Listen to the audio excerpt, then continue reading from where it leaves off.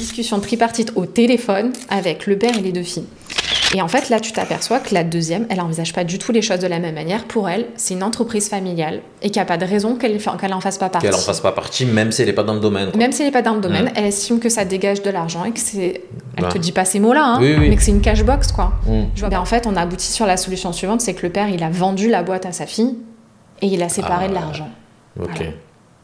Parce que t'as pas le choix, en fait. Et ça, c'est la logique aussi comptable. Il y en a qui font la grosse confusion entre le résultat et la trésorerie. C'est pas parce que tu as fait un résultat à 20 000 que tu as la trésorerie que tu as 20 000, quoi.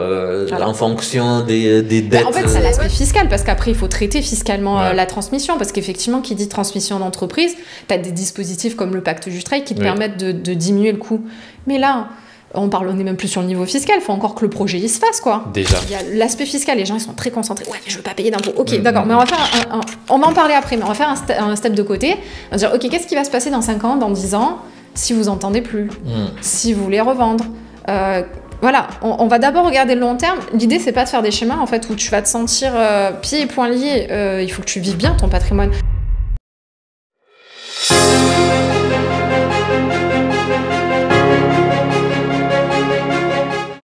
Bonjour à tous, bienvenue dans cet épisode d'Outsider, le podcast qui est dédié à l'accompagnement du chef d'entreprise. Ici, on parle de comptabilité, de gestion de patrimoine, d'optimisation fiscale, bref, tout ce qui a attrait à l'accompagnement du chef d'entreprise. En fait, l'objectif, c'est de donner un maximum de conseils, de valeurs, des exemples concrets pour accompagner le chef d'entreprise dans son aventure entrepreneuriale.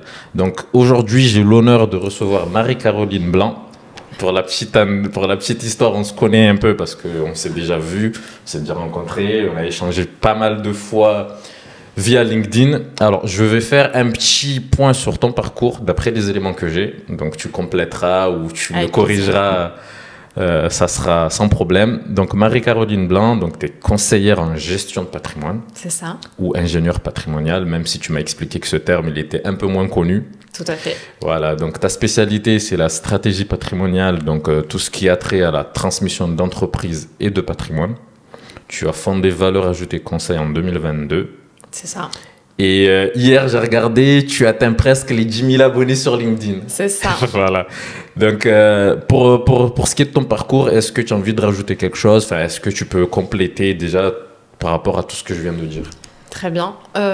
Comment compléter? Moi, je viens d'abord d'une petite ville. Enfin, j'ai fait mon collège, mon lycée à Vitrolles, une ville que tu connais, qui est pas très loin. Oui, c'est pas une petite... Enfin, si, un peu, mais bon. C'est pas Marseille, mais c'est pas non plus un petit village, quoi. On est d'accord. Voilà. Après, j'ai fait des études de droit, donc à la faculté d'Aix-en-Provence. J'ai fait un master en droit patrimonial, immobilier, notarial. Et ensuite, j'ai fait un master 2 dans un IAE à Nice, en gestion internationale de patrimoine. Ok. Et après, au niveau du parcours professionnel, en fait, j'ai fait mon master 2 en alternance, donc je travaillais du lundi au jeudi en cabinet. Et ensuite, vendredi, samedi, j'allais à l'école. Et après, j'ai travaillé 1 an sur Paris. Vendredi, samedi? Ouais. C'est un rythme... J'avais des semaines un peu corsées. C'est-à-dire que je rentrais, je finissais le jeudi soir au boulot. Le vendredi matin, je partais à 5h30 du mat pour être à 8h en cours, en fait. Et je suis à 2 heures de Nice en voiture. Et ensuite, je faisais ma journée qui était concentrée forcément entre 8h, 8h30 et 19h le samedi matin. Et je commençais mon week-end le samedi à 15h30. Ah ouais. Voilà. Ben, je savais qu'il y avait des... Enfin, j'ai pas fait d'alternance, moi, mais je sais qu'il y a un rythme, soit 2 jours ou 3 jours entreprise et l'inverse. Mais je savais pas que ça pouvait aller jusqu'à samedi. Alors, c'était un peu particulier, justement, en fait. Tous les Master 2, ils proposaient plutôt de l'alternance justement avec 1 semaine, 2 semaines ou 3 semaines, 2 semaines. Et en fait, je trouve très délicat, c'était de suivre des dossiers quand tu es absent pendant 3 semaines de la boîte dans laquelle tu es. Ouais. Là, lundi au jeudi, tu peux suivre facilement tes dossiers. Et l'avantage, c'est que j'étais dans un petit cabinet où il y avait juste le conseiller avec moi. Donc, j'ai fait tout dans le cabinet avec lui. Et du coup, tous les week-ends, tu rentrais? Et tous les week-ends, après, je rentrais. Bon, Nice... Enfin, 2 heures, ça reste faisable tous les week-ends, mais bon. Ah, quand t'as 23 ans, 24 ans, tu le fais. Ouais, tu le fais. J'avoue, pour la petite anecdote, je sortais même des fois en soirée le jeudi soir. Je me couchais à 3h du matin. Et je repartais. Avant de repartir. C'est ça. Tu sais, là, tu veux profiter jusqu'au bout de ta vie étudiante, donc tu fais plus d'impasse même sur les soirées. Quand on est étudiant, oui, c'est vrai qu'on a envie de...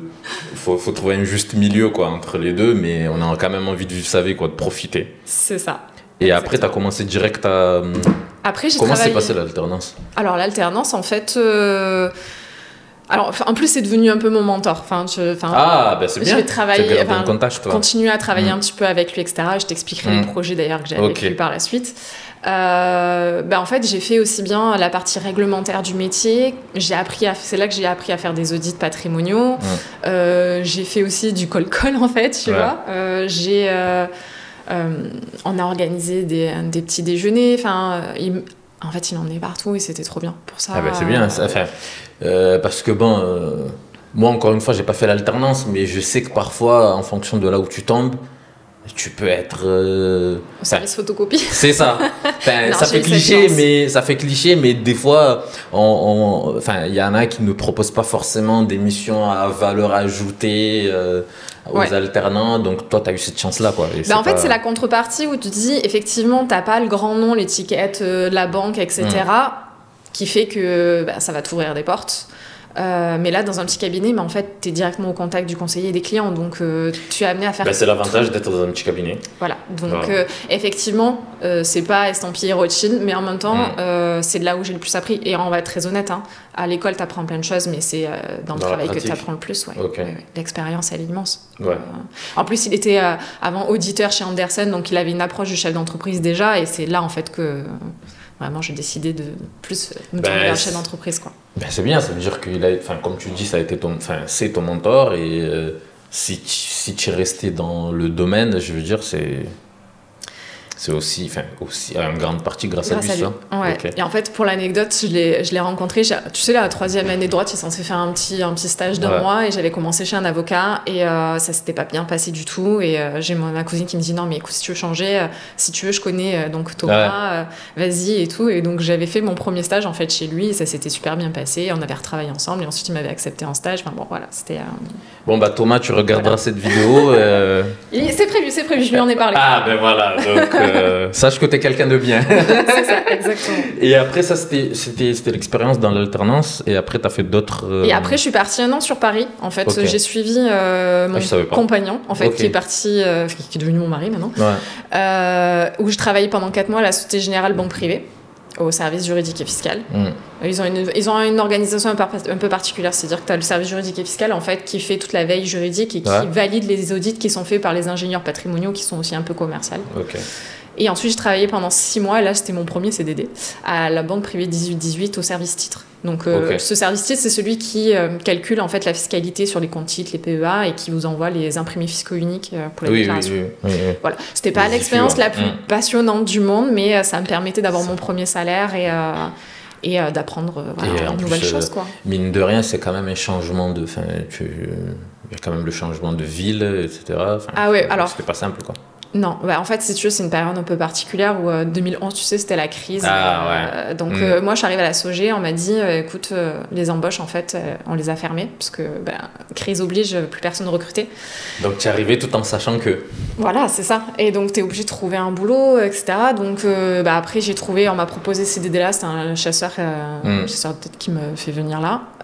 Et en fait, on n'a pas du tout aimé Paris avec mon mari. Donc, du coup, à la fin, on est parti. T'as tenu combien de temps, alors? Non, j'ai tenu 1 an. Mais après, en plus, sachant qu'on n'était pas trop sûr de rester tout ça, on a fait que de la sous-loc, donc on a fait 5 apparts différents. Enfin, après, à la fin, on est tombé. J'ai eu énormément de chance, en fait. C'est une amie et son copain partaient en VIE à l'étranger à Singapour, et donc il nous a passé son appart. On était trop magnifique. Bien. Ouais, l'appartement était super beau. Dans les beaux quartiers, on était près de la Tour Eiffel. Enfin, tu vois, c'était super bien. Magnifique. Ça, c'est la chance. Franchement, je la remercierai jamais. Ouais, c'est bien. Parce que pour l'expérience, c'est... Pour l'expérience, mais même pour la vie parisienne, pour la petite histoire, moi, j'ai ma petite sœur qui a fini ses études il y a 2 ans. Ici, elle trouvait pas. Et là, elle est montée à Paris, donc il y a plus d'opportunités professionnelles. C'est clair. Mais qu'est-ce que c'était une galère pour trouver un appart, pour trouver une... c'était une galère, quoi. C'était une galère. Mais moi, je me rappelle avoir fait des files de queue de 50 mètres pour visiter un appartement. En fait, sachant que si... C'était une tombe, le truc. Hein. C'est ça. Mais tout le monde y allait parce que tu n'avais pas le choix, en fait. Oui, mais il y a rien qui dit que tu as fait une file d'attente. c'est que tu te dis, qu'est-ce qui dit que je l'aurai, quoi. Ah non. Voilà, donc je sais que c'est vraiment... Je sais que c'est un sujet enfin, c'est galère quand on vient de s'installer à Paris, etc. Investissez pour des appartements meublés pour les étudiants. Ah voilà, donc c'est vraiment pas évident, quoi. C'est ça. Et du coup, au bout d'un an, vous êtes redescendu, c'est ça? C'est ça. Je suis redescendue et là, j'ai trouvé... Alors, à la base, je voulais passer mon concours d'avocat, mais fatigue oblige, puisque ça faisait 3 ans que j'avais pas pris de congé. J'ai pété un plomb et finalement, en fait, j'ai trouvé un boulot dans un cabinet local de gestion de patrimoine. J'en suis partie au bout d'1 an et demi et j'ai atterri en fait dans un gros cabinet national qui est Oliphant Group. À la base aussi, pareil, ils venaient de recruter, ils n'avaient pas l'intention de recruter quelqu'un, mais il se trouvait qu'un des salariés qui était là-bas était un gars de mon master. Ok. Et en fait, il m'a vendu, donc merci. Il m'a dit que j'étais super, machin, et donc c'est comme ça qu'ils m'ont recruté aussi là-bas. Et je suis restée quasiment 4 ans, je crois, à peu près. Oh, pas mal, ouais. Et en fait, ils avaient une équipe ingénierie patrimoniale. Ils venaient de fusionner les cabinets, etc. Donc, il y avait une vraie croissance. On est passé de 4 ingépat à, quand je suis partie, on était une dizaine. Et en fait, au fur et à mesure, on va dire, entre guillemets, j'ai pris du galon. C'est-à-dire qu'au début, je faisais la rédaction. Et progressivement, en fait, comme j'étais un peu la plus ancienne, c'est moi qui commençais à faire la supervision des dossiers des autres membres de l'équipe. Oui, parce que tu as pris, on va dire, t'as une évolution, quoi. Exactement. Ok. Supervision et formation justement des experts comptables, etc. Puisque du coup, l'expert comptable était un prescripteur, on va dire, naturel du conseiller en gestion de patrimoine. Ok. Voilà. Il y a quand même un truc, vu que je discute avec toi, là, comment tu es passé de l'envie de devenir avocate à la gestion de patrimoine? Alors, très honnêtement, avocat, j'ai jamais eu la vocation de le faire.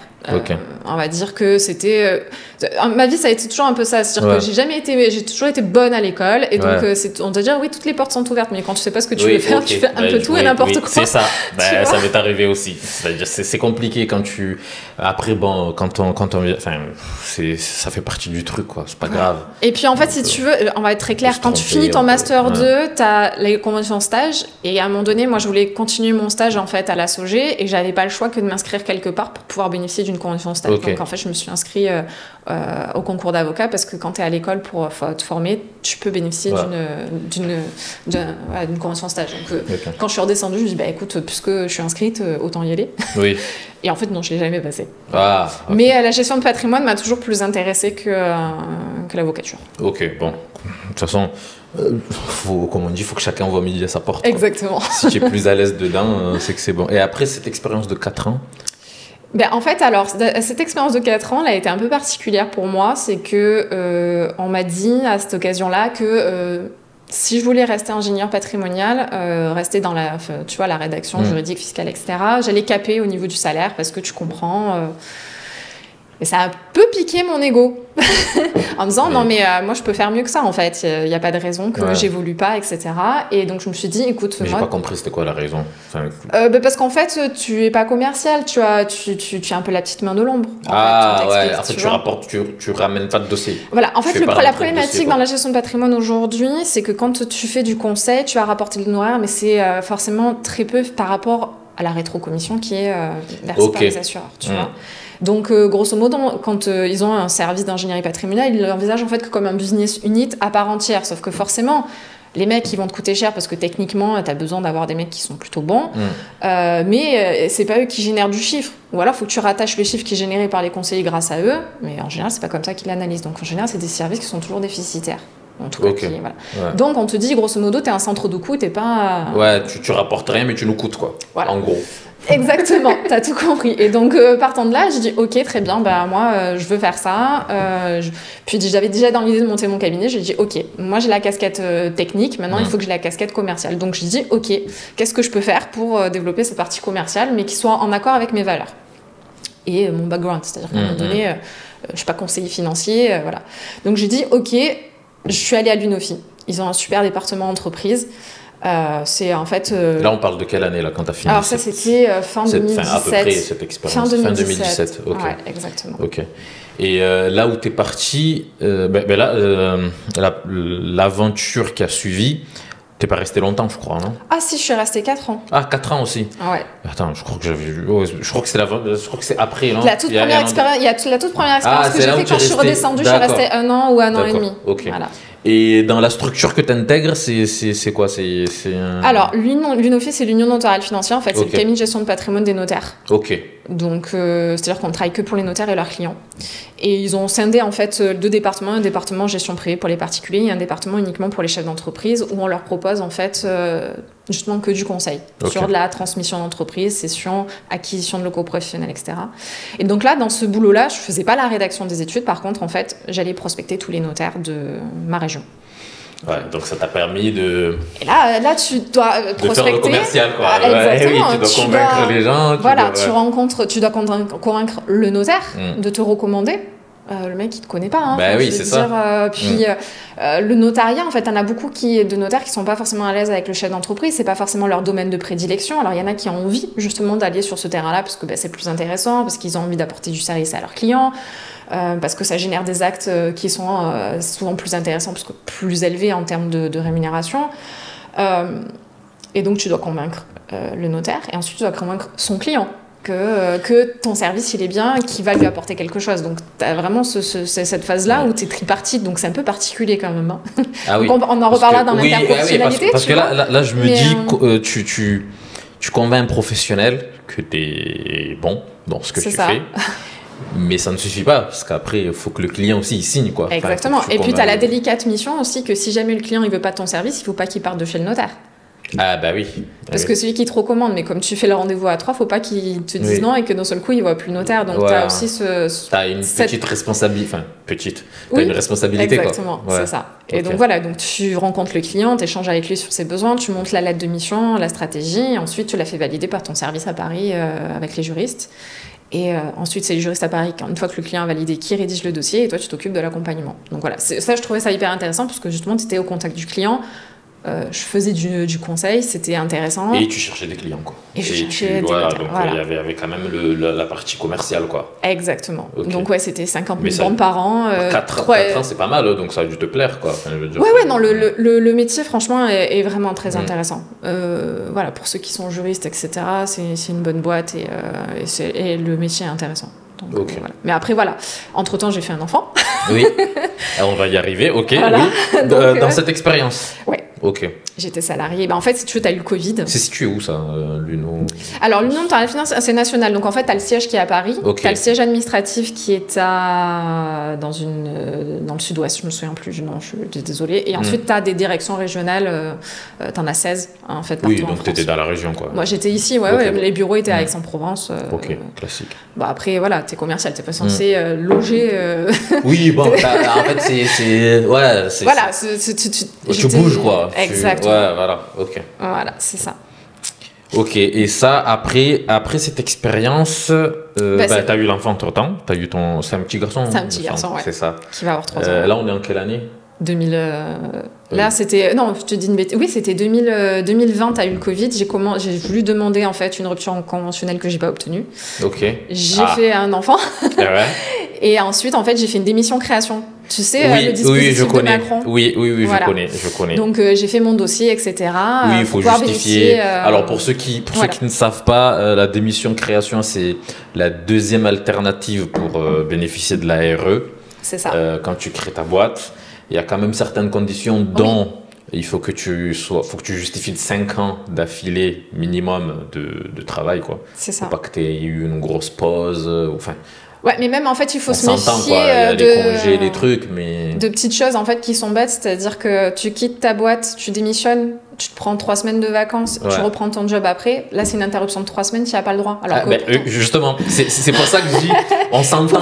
Les congés, quand tu es dans le contrat, c'est bon. Mais pas l'interruption. Moi, quand j'ai des clients qui viennent me voir, des prospects qui me disent j'ai pas pu négocier ma rupture conventionnelle, enfin j'ai pas eu la rupture conventionnelle, il faut que je fasse une démission de création, je dis tout le temps, il faut faire attention parce que si tu t'arrêtes un vendredi et que tu n'as pas repris par exemple le lundi d'après, c'est mort. c'est mort, quoi. C'est ça. Tu peux avoir des congés, mais dans le même contrat, c'est normal. Enfin, Exactement. Tout le monde a des congés, c'est normal. Ton contrat n'est pas fini. Voilà. Mais à partir du moment où tu finalises un contrat et que tu débutes un autre, faut pas qu'il y ait un vide, quoi. Exactement. Donc, faut que ça soit 5 ans, on va dire 5 ans de travail d'affilée sans arrêt, quoi. Continue, voilà. Exactement. Donc ça, c'est la deuxième option. Sinon, on fait une rupture et on bénéficie de l'ARE. Et du coup, t'as pas eu la rupture conventionnelle? Non. J'ai fait ce dossier. Démission en reconversion, création. Je suis passée par la PEC, ils m'ont aidé. Donc, tu dois faire valider aussi ton prévisionnel, ton business plan par l'expert comptable. Donc, l'expert comptable, tu vas voir, c'est la colonne vertébrale de toute activité, quoi qu'il arrive. Hein. Ça, c'est clair. Ouais. Donc, après, tu fais ça. Donc, tu as eu ton fils? Ouais. Là, je l'avais déjà quand j'ai déposé mon dossier. Ok. Donc, il avait 4 mois. Ok, donc tu as eu l'accord de Pôle emploi, etc. C'était en décembre 2021. Voilà, tu as eu l'accord. Et après, tu t'es lancé direct, ça? Et après, en fait, j'ai démissionné et j'ai immatriculé ma boîte, je crois, au mois de mars.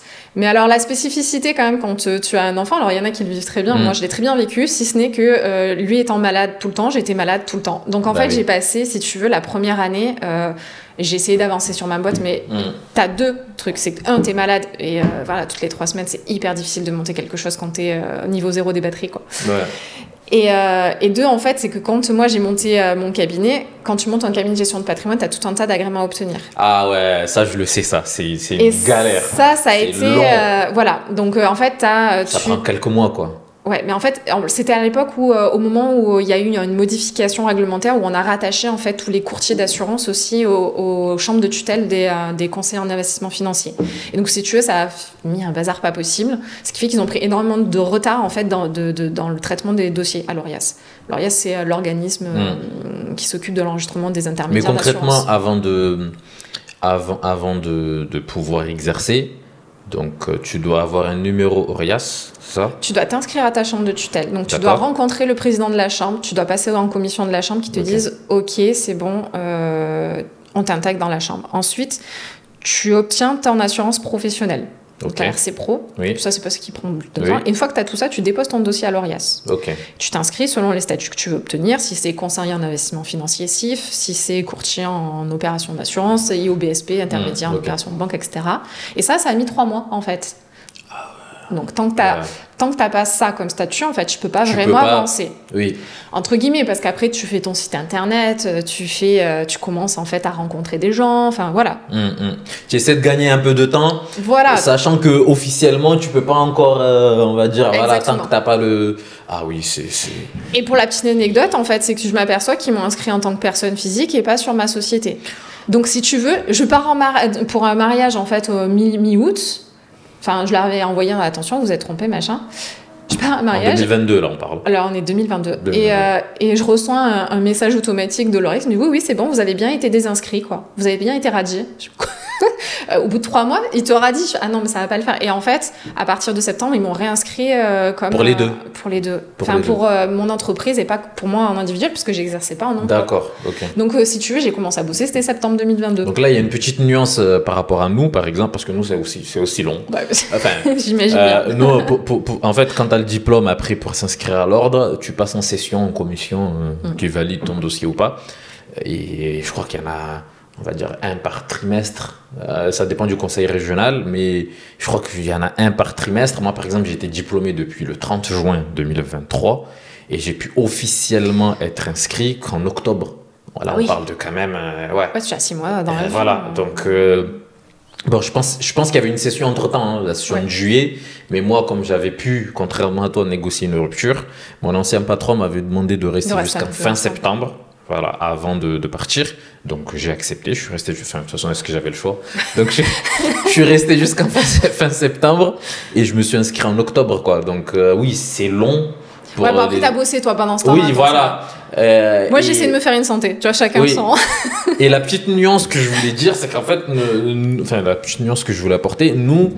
Quand tu crées une société, tu es obligé d'être inscrit en tant que personne physique et en tant que personne morale. Et oui, mais donc parce que c'est une profession réglementée, c'est en fait. Donc, tu es obligé, Voilà, et vous, en fait, c'est soit tu choisis d'être en nom propre. En fait, c'est ta société qui est inscrite. Après, bon, tu payes les cotisations qui vont bien si tu as des salariés, etc. Tu en payes en plus, mais effectivement, profession réglementée, tu as double contrat. Ah ouais, nous on a la double cotisation. Et parce que tu es responsable sur tes actes à titre personnel, hein, quoi qu'il arrive. Personne physique, personne morale, j'ai monté 2 dossiers, c'est très long. Mais bon. Mais une fois que tu es lancé, après. C'est voilà, ça part quoi. Donc tu as fait tout ça, tu as corrigé tout ça, donc ils t'ont désinscrit en tant que personne, ils t'ont radié en tant que personne physique. Ils m'ont réinscrite, c'est bon, en septembre c'était calé, je pouvais commencer. Ok. Donc tu vois, entre le mois de mars et le mois de septembre. Il y a quand même 4 mois, quoi, 5 mois, je sais plus. C'est ça. Ouais, ok. Après, alors on va rentrer dans le vif du sujet. Oui, dans ta société, dans comment tu accompagnes tes clients, etc. Donc on se repositionne en septembre 2022. Enfin, tu as créé un peu avant, mais le temps de... Voilà. Le vrai démarrage, c'est septembre. Et quand on est gestionnaire de patrimoine, comment on trouve des clients? Déjà, ça c'est la première chose. Ça c'est une très bonne question. Ouais. Enfin, comment on trouve des clients? Comment toi t'as fait? Comment tu... Enfin voilà. Alors, comment j'ai fait? Alors, tu pars avec déjà ton réseau personnel. Tu vois, mon premier client, en fait, c'est les parents d'une amie qui m'ont fait confiance. Donc ça, c'était super bien. On pourra en reparler si tu veux d'ailleurs, parce que c'est un dossier très intéressant. Je vais juste te couper là-dessus. Je voulais juste apporter une petite... Moi, je l'ai vécu aussi. Et ça, c'est quelque chose que quand je croise des jeunes diplômés d'expertise comptable ou aspirants à l'être, qui le seront très prochainement, j'ai l'impression que c'est un truc assez négligé. Pourtant, on veut toujours aller chercher, c'est bien, on va chercher ailleurs, on va prospecter, on va communiquer, etc. Mais moi, je dis toujours commencer par le réseau proche, quoi. Oui. T'as toujours quelqu'un, un ami, un frère, un cousin, un ami d'un ami qui connaît, donc communiquer autour de vous. Complètement. Communiquer autour de vous, je me suis lancé en tant qu'expert comptable, en tant que gestionnaire de patrimoine, en tant qu'avocat, peu importe l'activité. Et tu verras qu'il y en a au moins 2, 3, 4, 5 personnes. Ils vont penser à toi pour leur ami qui leur dit tiens, moi je vais monter une boîte. Ah oui, mais moi j'ai mon ami qui fait ça. Et moi j'ai un projet, je vais créer une société, j'ai ceci, j'ai cela. Ok. Je te laisse continuer du coup. Mais tu as complètement raison. En fait, il faut savoir d'abord bien communiquer sur son activité.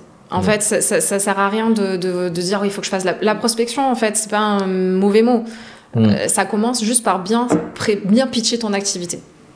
C'est-à-dire vraiment faut que tu connaisses bien ton activité, que tu saches la mettre en avant et que tu suscites quelque chose chez les gens qui va les intéresser.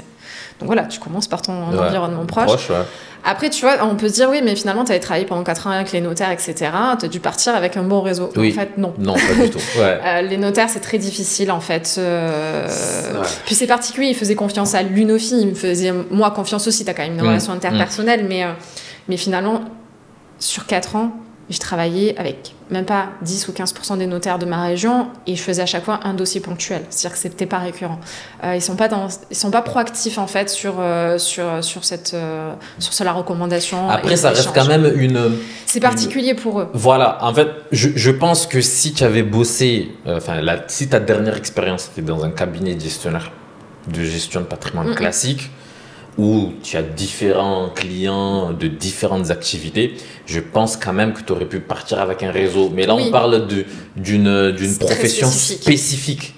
On est donc voilà, j'imagine que c'est pas... Donc j'ai pas pu m'appuyer sur ça. Voilà, c'est ça. Voilà. En gros, c'est ça. Donc tu es reparti de zéro, quoi. Donc en fait, après, la question, effectivement, c'est comment tu développes. Donc moi, j'ai pris le parti de m'inscrire au BNI. Je pense que tu connais. Oui, tu m'en avais parlé. Ouais. Voilà. C'est un réseau de chefs d'entreprise. Donc, ça te permet, d'apprendre à pitcher parce que tu es censé présenter ton activité chaque semaine en 30 secondes. Et puis, tu commences à faire ton propre réseau. C'est-à-dire, soit ils te recommandent des gens, mais aussi, ça te permet de rencontrer des avocats, des experts comptables de ton groupe et des groupes environnants. Donc, ça a été un premier levier pour moi. Parce que mine de rien, j'ai quand même j'ai une avocate qui m'a présenté une avocate fiscaliste avec qui je travaille très régulièrement aujourd'hui, avec qui je m'entends très bien, une ancienne inspectrice des impôts, etc. Donc on a un super échange. J'ai rencontré d'autres experts comptables. Donc c'est intéressant et puis ça te permet de te rompre un peu avec la solitude que tu peux avoir quand tu démarres. Ah ouais, ça c'est... Voilà, parce que quand tu es tout seul, y a des fois, faut trouver un rythme aussi dans ta semaine et ça, c'est vrai que ça t'apporte. Après, le dernier levier, c'est comme ça qu'on on s'est rencontrés, c'est les réseaux sociaux. Moi, à la base, je suis pas du tout à m'exposer.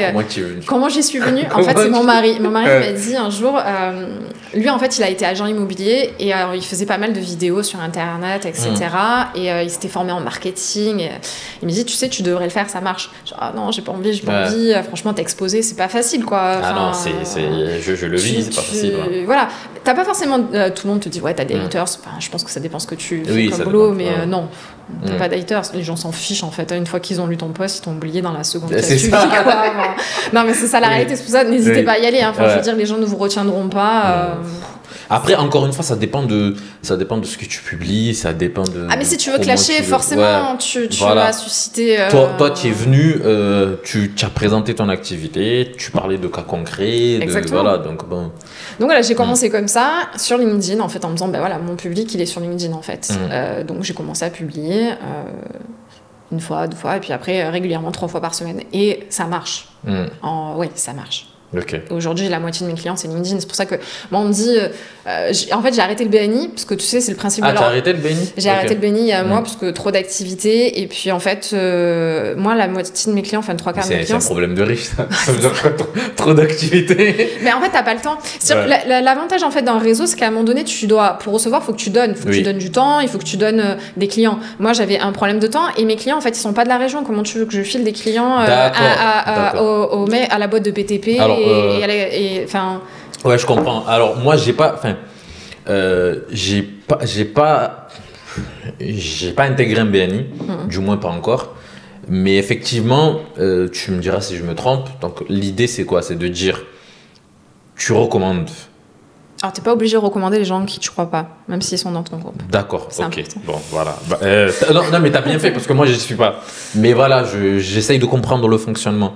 Donc, surtout que j'imagine que je prends l'exemple d'un mec qui est dans le BTP. S'il est au BNI, il peut recommander s'il y a un électricien, s'il y a un expert comptable, s'il y a un avocat. Mais toi qui es CGP, c'est vrai qu'en fonction de ton activité, toi en l'occurrence c'est un CGP, tu m'as dit que la moitié de tes clients, la plupart de tes clients, vu que tu les as sur LinkedIn, ils sont pas... Ah non, ils sont pas à proximité. Voilà, ils sont pas à proximité, donc t'es pas forcément la mieux placée pour... Je suis pas une grosse pourvoyeuse, c'est-à-dire qu'une fois que tu as recommandé ta famille, t'es quand même assez limité, quoi. C'est ça. Okay. Donc c'est délicat. Parce que même il y a des personnes, je pense, qui sont hyper professionnelles, que j'aurais aimé faire travailler, mais que j'ai pas pu.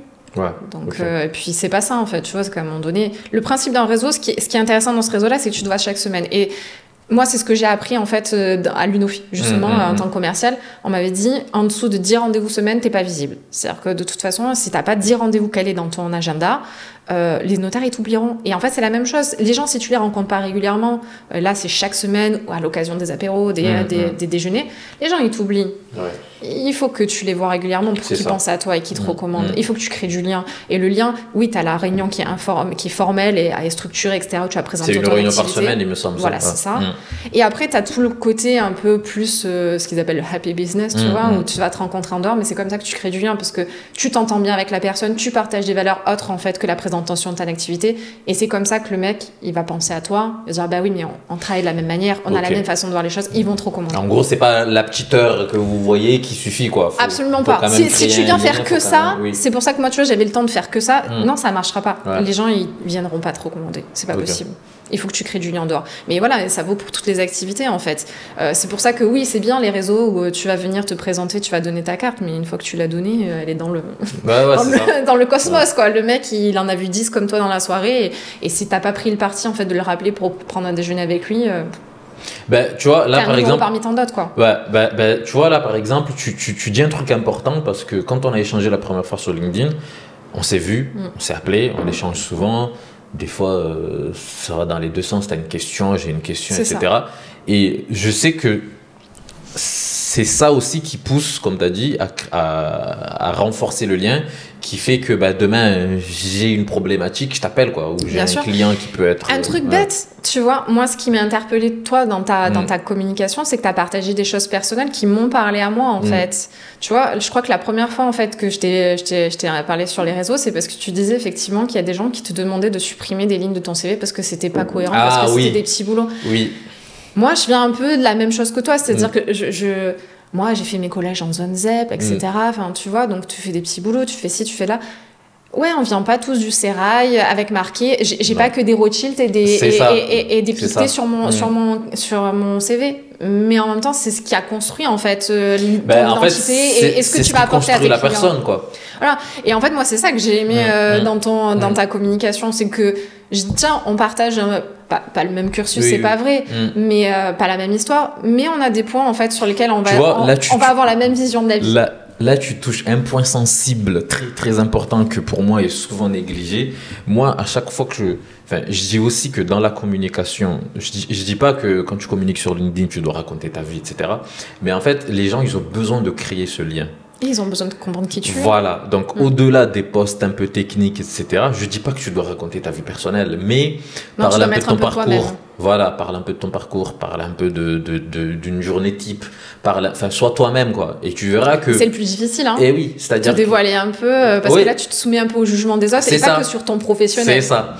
mais ça t'apporte un gros plus... Parce que là, toi, t'es pas venu m'écrire parce que je suis expert comptable. Enfin, si, aussi. Aussi parce qu'après, t'avais posté un truc technique et je t'avais posé une question là-dessus. Voilà, mais en fait, nous, c'est juste, ça se répond. Je me rappelle, c'était l'histoire des professionnels libérales. Voilà, des professionnels libérales, là, entre les dividendes qui sont taxés, etc.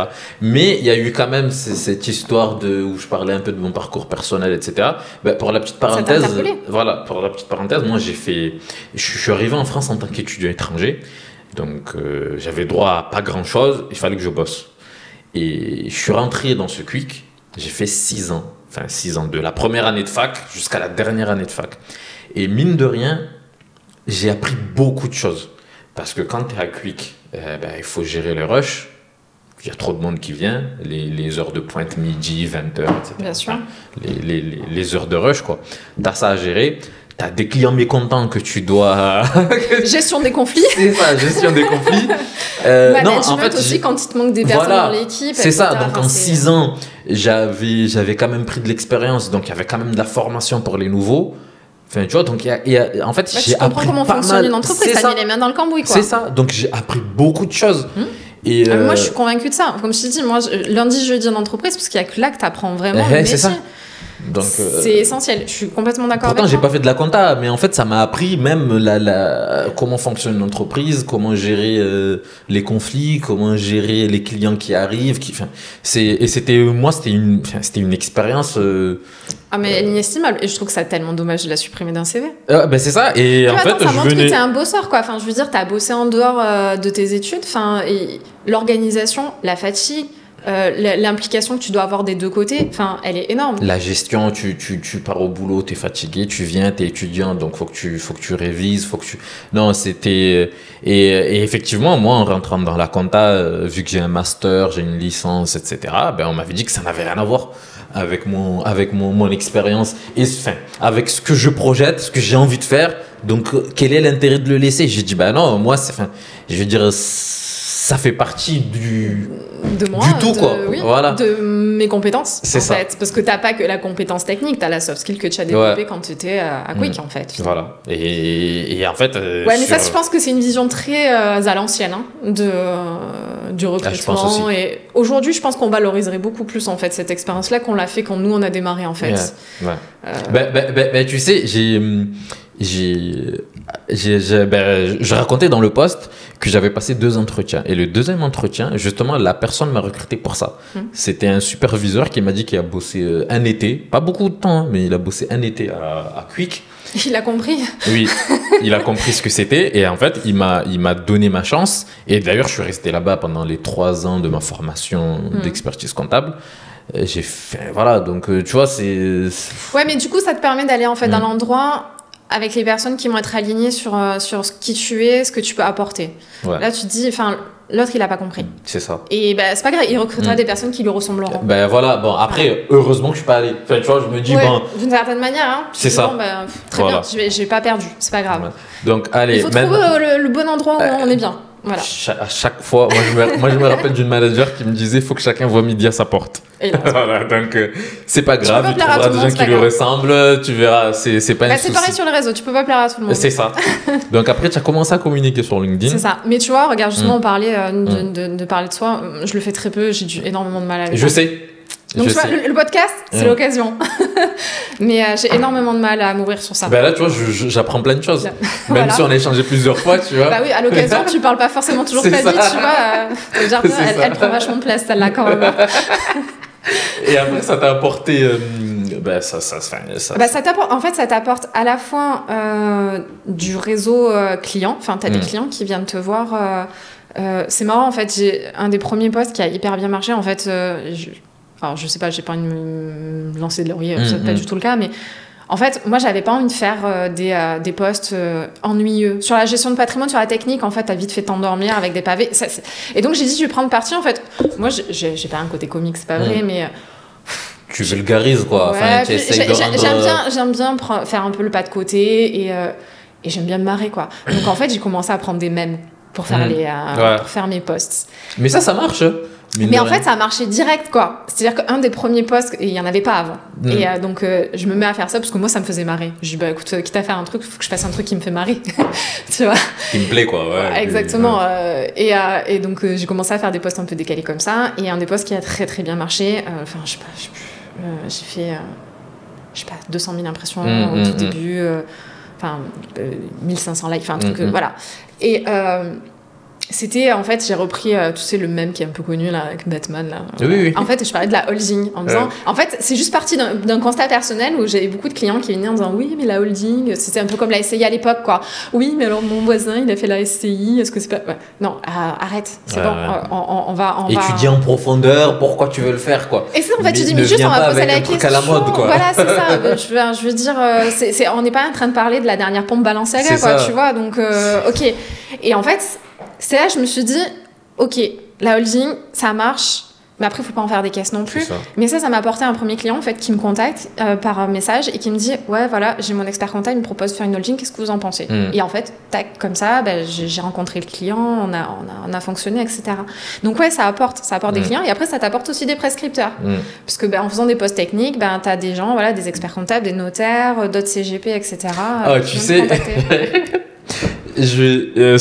sur ce que tu viens de dire là, le fait que tu as des prescripteurs, moi je l'ai vécu et c'était une histoire assez marrante parce qu'en fait, vu que je poste beaucoup, et j'ai eu un prospect qui est venu, qui avait un projet d'intégrer, je crois, une franchise en RH, enfin un truc comme ça. En tout cas, un prospect qui m'a contacté et qui m'a dit, on m'a recommandé, on m'a dit de venir vous voir. J'ai dit oui. Du coup, j'ai essayé de creuser, mais par qui ? Du coup, la personne me donne un nom, mais ça me dit rien. Qui c'est ? Ça me dit rien. Enfin, ça me dit rien dans le sens où j'ai jamais échangé avec cette personne. Je sais pas qui c'est. Mais il y en a comme ça qui. Donc j'ai fait une petite recherche LinkedIn. En fait, j'ai vu que c'était une personne qui me suivait, qui likait mes posts. Et qui t'a envoyé. Oui, qui a échangé avec sa copine qui cherchait un expert comptable. Et la personne, j'ai jamais travaillé avec. C'est juste qu'elle a vu mes posts, elle like, etc. Ouais, mais elle t'a trouvé hyper... Et on n'a jamais discuté. Et en fait, elle lui a dit, ouais, va le voir et tout, il a l'air bien, il a l'air, etc. Et ben, ça s'est super bien passé. Et maintenant, c'est une cliente, quoi. Donc, en fait, c'est pas forcément, et ça, c'est aussi important de souligner sur LinkedIn, c'est pas forcément ceux qui te parlent ou ceux qui commentent. C'est pas ceux qui commentent et qui like. C'est ça. Mais on va, d'accord, en fait, l'essentiel de tes clients, moi, il y en a pas un qui a liké ou qui a commenté, en fait. Ceux qui commentent, il a été vu. Exactement. Donc, en fait, c'est ça qui est très binaire. Et moi, j'ai un peu du mal avec ce jeu-là, en fait, où t'as beaucoup... Enfin, ceux qui postent sur LinkedIn, ils se commentent et se like entre eux. Beaucoup. T'as une espèce de... Dès qu'il y en a un qui poste, t'as toute la... Voilà. Moi, j'ai pas le temps, en fait, d'aller liker, commenter les autres. C'est pas qu'ils m'intéressent pas, mais bon, en plus, à force de connecter avec les gens, j'ai mon fil, en fait, il ressemble plus à rien, c'est insupportable, là. Et en plus, voilà, il faut que tu prennes le temps d'aller commenter, etc. Mais c'est sûr que ça te donne de la visibilité, mais c'est pas eux qui t'emmèneront des clients. Non. Donc, et effectivement, voilà. C'est pas ça, je l'ai remarqué, c'est-à-dire que Moi, j'ai des gens qui m'écrivent ou j'ai des gens qui me sollicitent, qui prennent un rendez-vous, qui machin. Et je regarde, c'est des gens qui n'ont jamais... Non. Ils n'ont jamais liké. Et en fait, il faut savoir que tu as 75% des personnes qui viennent sur LinkedIn qui sont absolument passifs, en fait. C'est ça. Enfin, avant qu'on commence à communiquer, on est d'accord, nous, on y allait parce que pour ton CV, pour voir les entreprises, etc., machin. Mais... t'allais jamais commenter quoi que ce soit. Et de toute façon, je pense que c'est mais visible sur... C'est ça. Et je pense que c'est quand tu analyses bien le rapport like, commentaire et impression, tu vois la différence. C'est-à-dire que tu peux faire un post, comme tu as dit, à 200 000 impressions. Donc, ça veut dire qu'il y a 200 000 personnes qui l'ont potentiellement lu en entier pour 1000 likes, quoi. Donc, tu vois le rapport entre 1000 et 200 000. Donc, il y a un grand pourcentage, comme tu dis, 75, voire même 80% des personnes qui ont vu, mais qui n'ont pas réagi, quoi. Voilà, ils se sont pas manifestés. C'est ça. Mais bon, tant que les clients ils arrivent, c'est bien. Voilà, c'est comme ça que ça marche. Et en fait, c'est tout l'enjeu de ton marketing, c'est de faire en sorte que ces personnes-là, elles rentrent dans un canal qui vont t'amener jusqu'à un rendez-vous avec lui. Donc les gars, poster sur LinkedIn, c'est important. Ouais, ça marche, ça. Voilà. Mais après, il faut être régulier. C'est-à-dire que si c'est pour poster une fois tous les... dès qu'il tombe un œil, ça sert à rien. Parce que du coup, l'algorithme ne te poussera pas, donc les gens ne te verront pas. Et donc, voilà. Et donc, en fait, il faut se dire qu'au début, de toute façon, quand tu vas poster, tu vas avoir 500 personnes qui vont te voir. Donc, même si tu dis une petite boulette... personne ne saura jamais. Je sais plus qui c'est qui l'avait dit, mais c'était une personne, un entrepreneur qui publie beaucoup sur LinkedIn, qui avait dit faut pas avoir peur de faire un flop parce que par définition, si tu fais un flop, personne ne l'aura vu. C'est ça, il y aura que toi qui sera au courant. Donc au pire, ça t'a vexé un petit peu personnellement. En disant, j'étais hyper convaincue d'avoir écrit un truc super. Ça.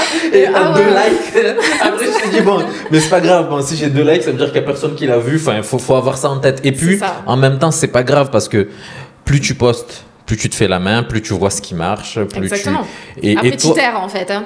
Et moi, ce que j'ai beaucoup apprécié, ce que tu faisais avec ces mèmes-là, c'est qu'en fait, en une image, tu as synthétisé un peu le truc, donc tu donnes envie quand même aux personnes de lire. Tu suscites le rire en disant ah bah oui, ça c'est un sujet. C'est ça, voilà. Donc, ouais. Et ça, alors c'est sûr que c'est 1000 fois mieux que si tu fais un pavé avec de l'ultra technique. C'est ça. Qui, à part les experts comptables et encore ou d'autres CGP qui comprendront ce que tu. Très honnêtement, toi, ta consommation sur LinkedIn, tu scrolles. Oui. Soit il y a un truc qui t'interpelle et tu vas le lire. Tu lis, voilà. Et si c'est un peu long, tu vas arrêter. C'est ça. Donc en fait, il faut arrêter les posts. C'est ça. L'attention. Il faut arriver à capter l'attention pour après faire passer ton message. Alors j'avoue, j'ai arrêté les mêmes. Je me dis, faut redevenir sérieux. Peut-être que je m'y remets. Oui, mais après, qui c'est qui va te juger sur ça? Parce qu'au final, les gens, ce qui les importe, c'est le message. Mais tu sais pourquoi j'ai changé en fait? C'est parce qu'il y avait un mec qui était assez connu, marketeur. Comment il s'appelle? Je retrouverai son nom, je te le trouverai. J'avais échangé avec lui. En fait, tu sais, il faisait un top voice personnel des personnes qui interviennent sur LinkedIn. Il avait fait un top voice exclusivement masculin. Mais en fait, à la base, il voulait pas que ce soit exclusivement masculin, mais en fait, il s'est fait un peu trasher en disant t'as pas une meuf en fait sur ta liste. Alors que c'était pas forcément voulu, quoi. Voilà. Et donc il a dit ok, je prends le parti, j'en fais une deuxième. Et il se trouve qu'il m'a mis dans sa liste. Et donc j'ai vu passer ce post. C'est possible, il faudrait que je retrouve le nom du gars. Et donc dans les commentaires, donc en fait il met en commentaire il leur manque pas grand chose pour être au niveau des gars, voilà. Tu me titilles un peu là. Voilà. J'ai ok, donc qu'est-ce qu'il faudrait d'après toi pour arriver à faire le nombre de likes de ces gars-là, etc. Et donc il me dit ta charte graphique, effectivement je l'avais pas refait à l'époque, je m'en fichais un peu, j'avais fait ça. Il y a un principe quand tu démarres, c'est de toute façon vaut mieux fait que parfait. Ouais, c'est ça. Donc j'ai lancé le truc. Après tu corriges. Tu verras bien, voilà. Bon, maintenant du coup j'ai corrigé tout ça, j'ai refait toute ma charte, machin. Mais ça t'a pas empêché au début d'avoir tes clients. Exactement, en fait, c'est que de toute façon tu te lances. Donc quand t'es tout seul, tu peux pas tout faire. Tu fais des choses. T'essayes d'être bon sur ce que tu fais. Tu fais savoir et tu fais le savoir-faire. Ok, une fois que t'as fait ça, après tu t'amélioreras. Très bien. Et donc voilà, et donc il me dit ça. Et donc je dis ok, d'accord. Bon, c'est sur ces mots-là que je dis ok, je vais essayer de recadrer les choses et de faire un peu mieux. Bon, je trouve que je fais pas plus de likes non plus. Voilà. Voilà, faudra reprendre les mêmes alors. Exactement, on avait une je pense que j'en faisais plus avec. Bon, voilà. Mais, et après, si on revient sur le BNI, donc t'as arrêté le BNI là il y a un mois. Ouais. Et là, l'essentiel de ton portefeuille, tu m'as dit la moitié, c'est du LinkedIn. Moi, aujourd'hui, c'est moitié LinkedIn et après, l'autre moitié, c'était de la reco perso. Ouais, voilà, de la recommandation. Ouais, exactement. Alors, sachant qu'en fait, maintenant, j'essaye d'en faire de moins en moins, mais au départ, en fait, je faisais pas mal de sous-traitance pour d'autres CGP ou experts comptables. Donc, en fait, je faisais des dossiers pour eux. Et donc, j'ai encore 4-5 personnes avec qui je traite régulièrement et pour qui je fais des dossiers de conseil. Ok. Mais voilà, progressivement, je fais beaucoup plus de B2C, en fait, de clients directs que de la sous-traitance. Et là en termes, vu que tu parles de B2C, etc., et là, en termes de... Tu arrives à analyser ton portefeuille, parce que du coup, tu as des particuliers. Et des chefs d'entreprise. Et des pros, entre guillemets. La proportion, tu as une idée? Franchement, j'ai plus de chefs d'entreprise, mais je pense que je dois avoir 60% chefs d'entreprise, 40% particuliers. Ouais. Ok. Exactement. Bon, maintenant, on va rentrer dans le vif du sujet sur la gestion de patrimoine en soi. Alors, comment... Enfin, déjà, parce que bon, moi, j'entends de tout, j'ai écouté des podcasts, j'ai lu des articles, etc. Tu vois sur LinkedIn des posts, du coup tu comprends la moitié des choses. Comment se rémunère un CGP? Parce que ça c'est une histoire, c'est des commissions, Alors, conseiller en gestion de patrimoine, en plus, c'est pour démarrer par là, c'est pas réglementé à proprement parler. En fait, un conseiller en gestion de patrimoine, il va avoir différents statuts. Ok. Donc, tu as le conseiller en investissement financier, le CIF, celui qui fait de l'intermédiaire en assurance, celui qui fait les crédits et épargne bancaire. T'en as qui ont tous ces statuts-là. Ok. Et qui ont aussi la carte T pour faire de l'immobilier. Ok. T'en as qui ont que la carte T et qui font par exemple que de la défisc. En fait, et après t'en as qui font que de l'investissement financier. Il y en a qui ont toutes les cartes et donc qui font un peu tout. Donc en fait, si tu veux, le conseiller en gestion de patrimoine, déjà en fait, ça recouvre une réalité extrêmement différente. C'est pour ça que moi, quand je parle de mon activité, je dis ingénieur patrimonial parce que je fais que du conseil. Parce que je fais pas d'investissement financier, en tout cas pas pour l'instant. On en reviendra après. Et donc déjà, en fait, quand tu attaques ce monde-là, tu dis, ok, déjà, je sais pas à qui je parle, parce que je sais pas si le gars, il fait que de la défisque immobilière ou est-ce qu'il fait aussi de la finance. Ok, bon. Et en fait, dans tout ça, la base, c'est que le conseiller en gestion de patrimoine, il est censé te conseiller sur la gestion de ton patrimoine, de tes actifs, en te disant, ce serait bien que tu investisses sur tel actif, etc. Et donc, il va te trouver les solutions financières ou immobilières. Quand tu es en finance, le modèle qui prévalait jusque-là, c'était effectivement... Ton client, il vient, tu lui fais un mini dossier, ce qu'ils appellent un mini bilan patrimonial, en fait, pour lui trouver la bonne solution financière. Et le mec se rémunérait par la rétrocommission que lui verse l'assureur. Donc ça veut dire que le client, il verse 100 000 € sur un contrat d'assurance vie, il va payer des frais d'entrée entre 1 et 4,5. 4,5 c'est abusé, mais il y en a. Enfin, entre 0 et 4,5 d'ailleurs. Et l'assureur va lui reverser sur cette partie-là, l'assureur va lui reverser une partie de ses frais d'entrée. Voilà. Et après, chaque année, le conseiller en gestion de patrimoine perçoit de l'argent de la part de l'assureur pour ce qu'on appelle entre guillemets le suivi. C'est-à-dire qu'un conseiller en gestion de patrimoine, chaque année, il est au moins censé voir une fois son client pour faire le point avec lui sur sa situation, voir si le placement qu'il lui a proposé est toujours adapté, toujours bon, ou s'il faut faire des modifications, des arbitrages, etc. Voilà. Donc en fait, si tu veux, un conseiller en gestion de patrimoine, ça se valorise comment? Ça se valorise par son encours. C'est-à-dire qu'il a un portefeuille client et cet argent-là est placé et en fonction de ce que ça génère comme chiffre d'affaires chaque année, son cabinet va s'apprécier. D'accord. Voilà. Et après, tu as d'autres... Donc l'assureur lui reverse... Exactement. Après, pareil, quand il fait de l'immobilier, en fait, tu as les frais qui sont prélevés par celui qui a monté le produit et il va en reverser une partie au conseiller sous forme d'honoraires, en fait. Ok, donc ça, c'est les rétrocessions. Après... Tu as la rétrocession, les honoraires sur l'immobilier. Et après, tu as des upfront. En fait, c'est de l'argent, en fait, du cash une commission en fait, que te verse l'assureur sur certains produits. Par exemple, sur certains produits particuliers. Ouais, exactement. Et toi qui fais du conseil, tu peux aussi vendre des honoraires classiques. Quoi. Voilà, après, un CGPE peut tout à fait dire, en fait, à partir du moment où il a ce qu'on appelle la compétence juridique appropriée qui est donnée par certains diplômes, tu as des conseillers en gestion de patrimoine qui ne l'ont pas et tu en as qui l'ont. Ça, c'est ce qui te permet en fait de faire un conseil juridique et fiscal de manière accessoire à ton activité.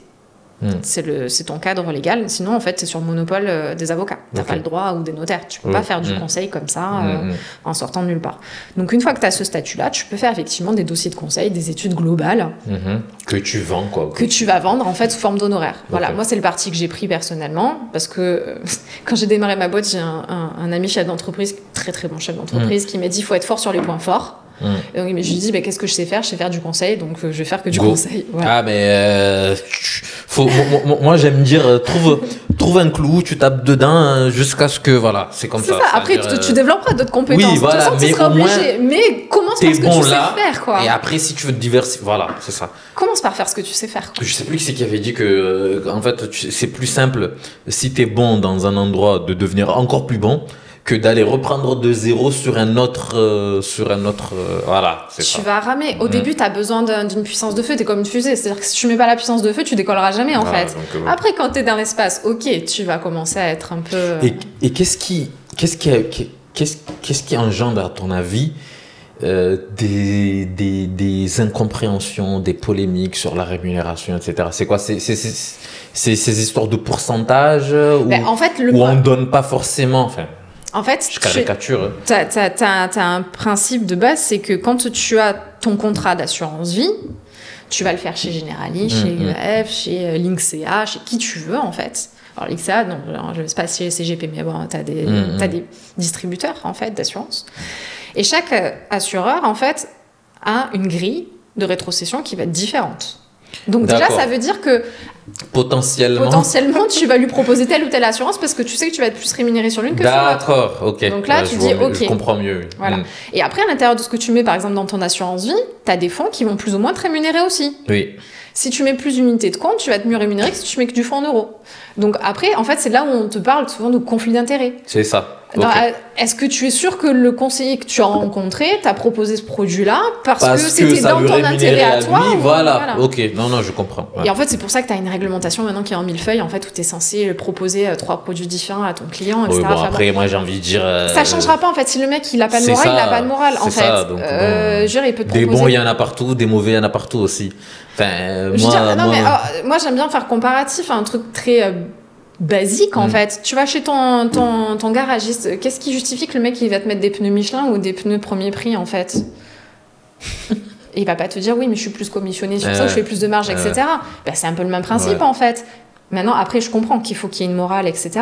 Mais en fait j'en discutais pas plus tard qu'hier justement, j'ai revu Thomas hier, on avait cette discussion là. Le problème c'est que tu te dis est-ce que le fait même, par exemple, de pratiquer des honoraires sur un pourcentage du montant conseillé. C'est-à-dire que tu en as aujourd'hui qui disent « Ok, moi, je prends pas de rétrocom, je te fais une lettre de mission, je te pratique des honoraires, cet honoraire, c'est par exemple un pourcentage du montant que je te conseille. » Donc déjà, premier point, la différence, c'est que quand tu prends des rétrocoms, tu n'as pas de TVA, quand tu fais de l'honoraire, tu as de la TVA. Donc ton client a déjà pris 20%, en fait, juste qu'ils vont partir à l'État. Donc là, il y a quand même une discussion à avoir aussi avec son client, parce que selon la taille de ton client, il n'a pas les moyens. Monter, quoi. Voilà. Le deuxième point, c'est de dire, ok, le mec, il va te prendre un honoraire en fonction de ce qu'il va conseiller. Il va te conseiller, donc il va placer ton produit, il va choisir le produit, donc il ne sera pas intéressé sur le type de produit, donc il va normalement choisir dans ton intérêt. Mais peut-être que ton intérêt à toi, c'est de dire, non, je ne vous conseille pas je vous conseille pas de placer. Rembourser un crédit, par exemple. Donc là, le mec, il va forcément te dire je veux placer, puisqu'il va te rémunérer sur ça. Donc le conflit d'intérêt, il est là aussi. Tu peux pas tout légiférer, tu peux pas légiférer la morale des gens, tu peux pas légiférer en fait que le fait ton garagiste ou ton menuisier, il va t'arnaquer ou pas. Tu vois. Mais ça, c'est partout. Voilà, c'est ça, c'est difficile. Mais je comprends que dans la finance, tu as besoin de ce besoin de morale. Mais à trop vouloir réglementer, en fait, le problème, c'est que les clients, ils s'y retrouvent plus. C'est ça. Et de toute façon,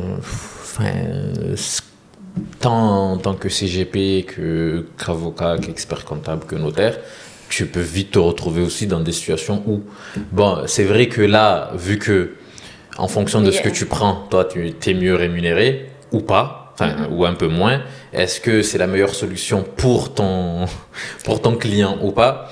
Je l'entends, mais après, effectivement, Mais ceux qui sont en ruminant en rétrocom, il n'y a pas que des pourris, en fait. Ben, c'est ça ce que je dis. Voilà, c'est qu'en fait, ça fait cliché. C'est-à-dire, c'est la morale aussi des gens. C'est-à-dire que, exactement. Et ça, comment tu peux... Attends, le mec, il peut te dire, je te pratique de l'honoraire, mais en fait, je te fais faire un dossier super rémunéré en honoraire, mais t'en as pas besoin. Et donc, ta morale, elle est pas plus... c'est ça, elle est pas plus... Donc, c'est très délicat. Clean. Effectivement, c'est un sujet qui est extrêmement clivant. Non, mais je trouvais ça important pour toi de l'expliquer, de le dire, parce qu'en fait, comme j'ai dit tout à l'heure, l'idée du podcast aussi, c'est d'accompagner les chefs d'entreprise, et au moins toi aussi, ça te permet, tu vois, au moins il n'y a pas de non-dit, quoi. Non, tu vois, c'est comme ça que ça marche. Donc après, chacun sa morale, quoi. C'est comme dans tout, c'est la relation interpersonnelle qui va compter. C'est ça, donc en fait, ton client, quand il vient te voir, il vient en se disant, voilà, j'ai tel problème, est-ce que tu arrives à me le solutionner?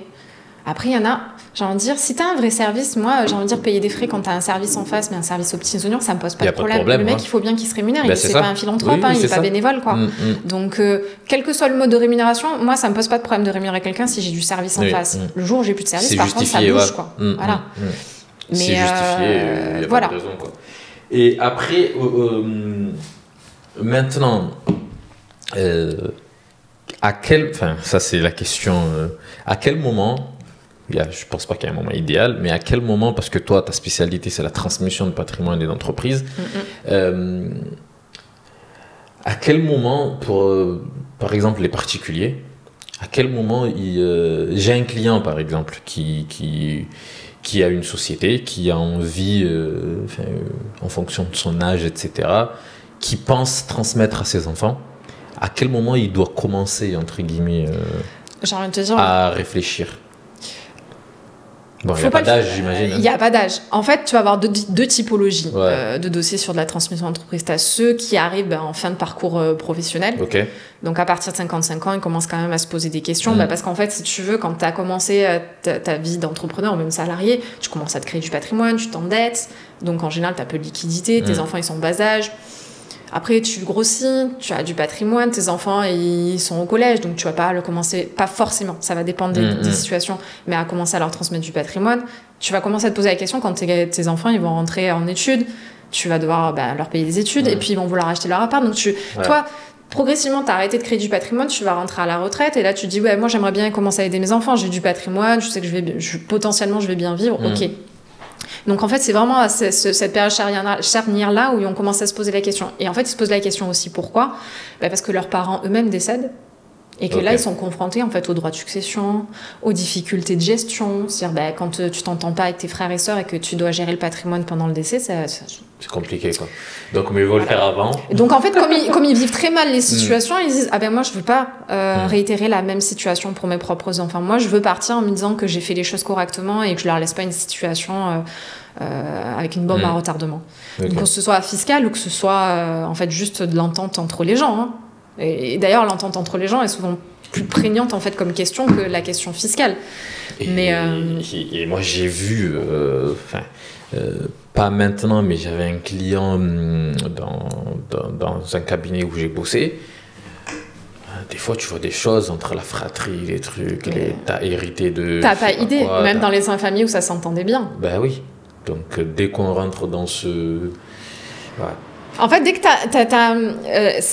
la transmission de patrimoine, ça cristallise énormément en fait d'émotions, de sentiments. T'as le rapport à l'argent de chacun qui est très individuel en fait entre les parents, la façon dont les enfants le voient, et puis ça cristallise aussi ce qui s'est passé dans l'enfance. C'est-à-dire, est-ce que ça fait ressortir le sentiment de mon frère ou ma sœur, c'est toi le préféré, ou ah oui mais ça c'est la maison familiale, moi ça m'importe, ça me touche au cœur parce que j'ai passé toute mon enfance alors que le frère et le sœur ils s'en foutent complètement.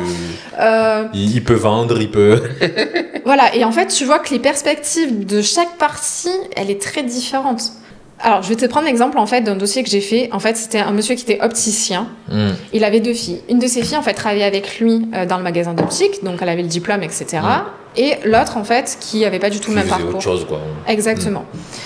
Et donc légitimement en fait lui il s'est dit ok je vais transmettre, il voulait donner en fait sa boutique d'optique à sa fille, sachant qu'en plus c'était une entreprise qu'il avait héritée lui-même de son père. Ok. Et en fait tu commences à discuter avec les 2 filles et tu t'aperçois que la deuxième elle est pas du tout d'accord avec ça. elle n'avait pas envisagé les choses. Lui, son père, il voulait donner l'optique à sa fille qui travaille dans la même boîte et du patrimoine, de l'immobilier ou de l'argent liquide à sa fille. Mais de manière, en fait, mais en plus une famille aimante, pas de difficultés particulières, voilà, enfin, il voulait pas faire forcément de différence entre les deux, mais logiquement, dans un patrimoine, t'as jamais exactement la même chose, donc il faut bien faire un partage à un moment donné. Surtout que peut-être la question se poserait, est-ce qu'on donne la même chose, etc. Mais là, s'il y en a une des deux qui est dans le métier, donc ça te paraît logique et cohérent de dire, ok, t'es déjà dans la boîte, t'as le diplôme, c'est toi qui reprends, quoi. Ouais. Comme moi, j'ai pu le reprendre de mon père. Oui. Et en plus, c'était pendant le Covid. Donc, autant te dire, en fait, que j'ai fait une discussion tripartite au téléphone avec le père et les deux filles. Et en fait, là, tu t'aperçois que la deuxième, elle n'envisage pas du tout les choses de la même manière. Pour elle, c'est une entreprise familiale et qu'il n'y a pas de raison qu'elle en fasse pas partie. Qu'elle en fasse pas partie, même si elle n'est pas dans le domaine. Quoi. Même si elle n'est pas dans le domaine, elle estime que ça dégage de l'argent et que c'est... Elle te dit pas ces mots-là, mais que c'est une cash box, quoi. Je vois pas pourquoi, en fait, ma soeur, elle profiterait de la richesse familiale et pas moi. Ok. Et là, tu commences à poindre de, oui, mais du coup, tu as quand même aidé... elle a un métier depuis le départ, tu l'aides... Enfin, grosso modo... c'est pas qu'elle a eu un chemin tout tracé, mais le fait qu'elle ait le même diplôme que son père, elle était déjà dans la boîte, quoi. Comment tu interviens dans ce type de situation? En fait, soit tu arrives à trouver un point d'accord et que la deuxième fille arrive à comprendre en fait la situation, soit en fait on a abouti sur la solution suivante, c'est que le père il a vendu la boîte à sa fille et il a séparé de l'argent. Ok. Voilà. Parce que t'as pas le choix en fait. Après, il y en a qui te diront mais la solution c'est de dire tu donnes moitié-moitié, c'est pas grave. Ouais, mais t'as celle qui bosse, elle va se retrouver avec celle qui bosse pas. Donc dès qu'elle va dégager du résultat, ça veut dire que les dividendes ira à l'autre sort qui bosse pas. Une partie, à 50-50, alors que l'autre elle est pas dedans, quoi. Ah, t'imagines les boules, quoi. Ah oui, j'imagine. Moi je suis en train de bosser, je développe la boîte, etc. Et en fait la moitié de la richesse ça part chez ma soeur. Ah non, mais il en a hors de question. T'imagines la tête des Noël. Donc il a dû vendre. Il a dû vendre la boîte. Mais de la même manière, tu vois, l'autre, elle aurait pu dire, ok, je reprends la boîte, mais je me mets une tellement grosse rémunération et tellement de charges que t'en verras pas la couleur d'un demi-centime. Et l'autre, elle va dire, oui, mais attends, mais moi, je suis aussi dans la boîte et en fait, on m'a donné quelque chose, en fait, qui a pas de valeur. Ou alors l'autre, elle arrête de bosser, la boîte, elle ferme. Elle dit, d'accord, c'est le meilleur moyen de créer du conflit et voilà. Donc, tu essaies de trouver des solutions où tu mets pas d'associé passif dans une boîte, déjà. Parce que ça c'est au début oui mais on s'entend super bien oui attends quand la société elle aura des difficultés, c'est ce que je dis tout le temps. Attends quand il y en a un qui va beaucoup bosser et même des problèmes de riches, là tu parles de difficultés mais c'est ça c'est aussi et surtout quand il y a de l'argent qui rentre, comment on fait, tu vends la boîte, ta boîte le père il l'a donné, elle valait 2 millions d'euros, 1 million chacune. L'autre, elle bosse, elle s'acharne, etc. Elle veut revendre la boîte, elle fait 5 millions. Tu vas partager les 5 millions avec celle qui a rien fait dedans. Voilà. Donc voilà, c'est... ça va être difficile à avaler quand même. Et ça, les gens ne le perçoivent pas, tu vois. Donc oui, c'est mon métier en fait de mettre le doigt. T'as l'aspect fiscal parce qu'après, il faut traiter fiscalement la transmission. Parce qu'effectivement, qui dit transmission d'entreprise, t'as des dispositifs comme le pacte du trade qui te permettent de diminuer le coût. Mais là, on n'est même plus sur le niveau fiscal. Il faut encore que le projet il se fasse, quoi. Déjà. Tu vois ? Ouais, déjà avant de... C'est rigolo, en fait. Je discutais avec un coach d'entrepreneur qui me disait, en fait, lui, dans la famille de sa femme, il y avait une boîte de BTP. Et en fait, la fille... il y avait le père en fait voulait vendre et en fait il y a un des fils qui a dit ok non moi je reprends et donc ça s'est fait comme ça, tu vois, au lieu de vendre et de partager les sommes. Au final en fait il a repris, sauf que il a pris des mauvaises décisions, il a commencé à pas s'entendre avec son épouse, donc ils ont divorcé et donc en fait au final la boîte elle a fermé et la famille ne se parle plus. Tu vois, et là tu te dis ok mais en fait s'il y a personne qui parle de ça aux clients en disant il y a l'aspect fiscal, les gens ils sont très concentrés, ouais mais je veux pas payer d'impôts, ok d'accord, mais on va faire on va en parler après, mais on va faire un step de côté, on va dire ok qu'est-ce qui va se passer dans 5 ans, dans 10 ans si vous entendez plus, si vous voulez revendre, voilà, on va d'abord regarder le long terme. L'idée c'est pas de faire des schémas en fait où tu vas te sentir pieds et poings liés, il faut que tu vives bien ton patrimoine.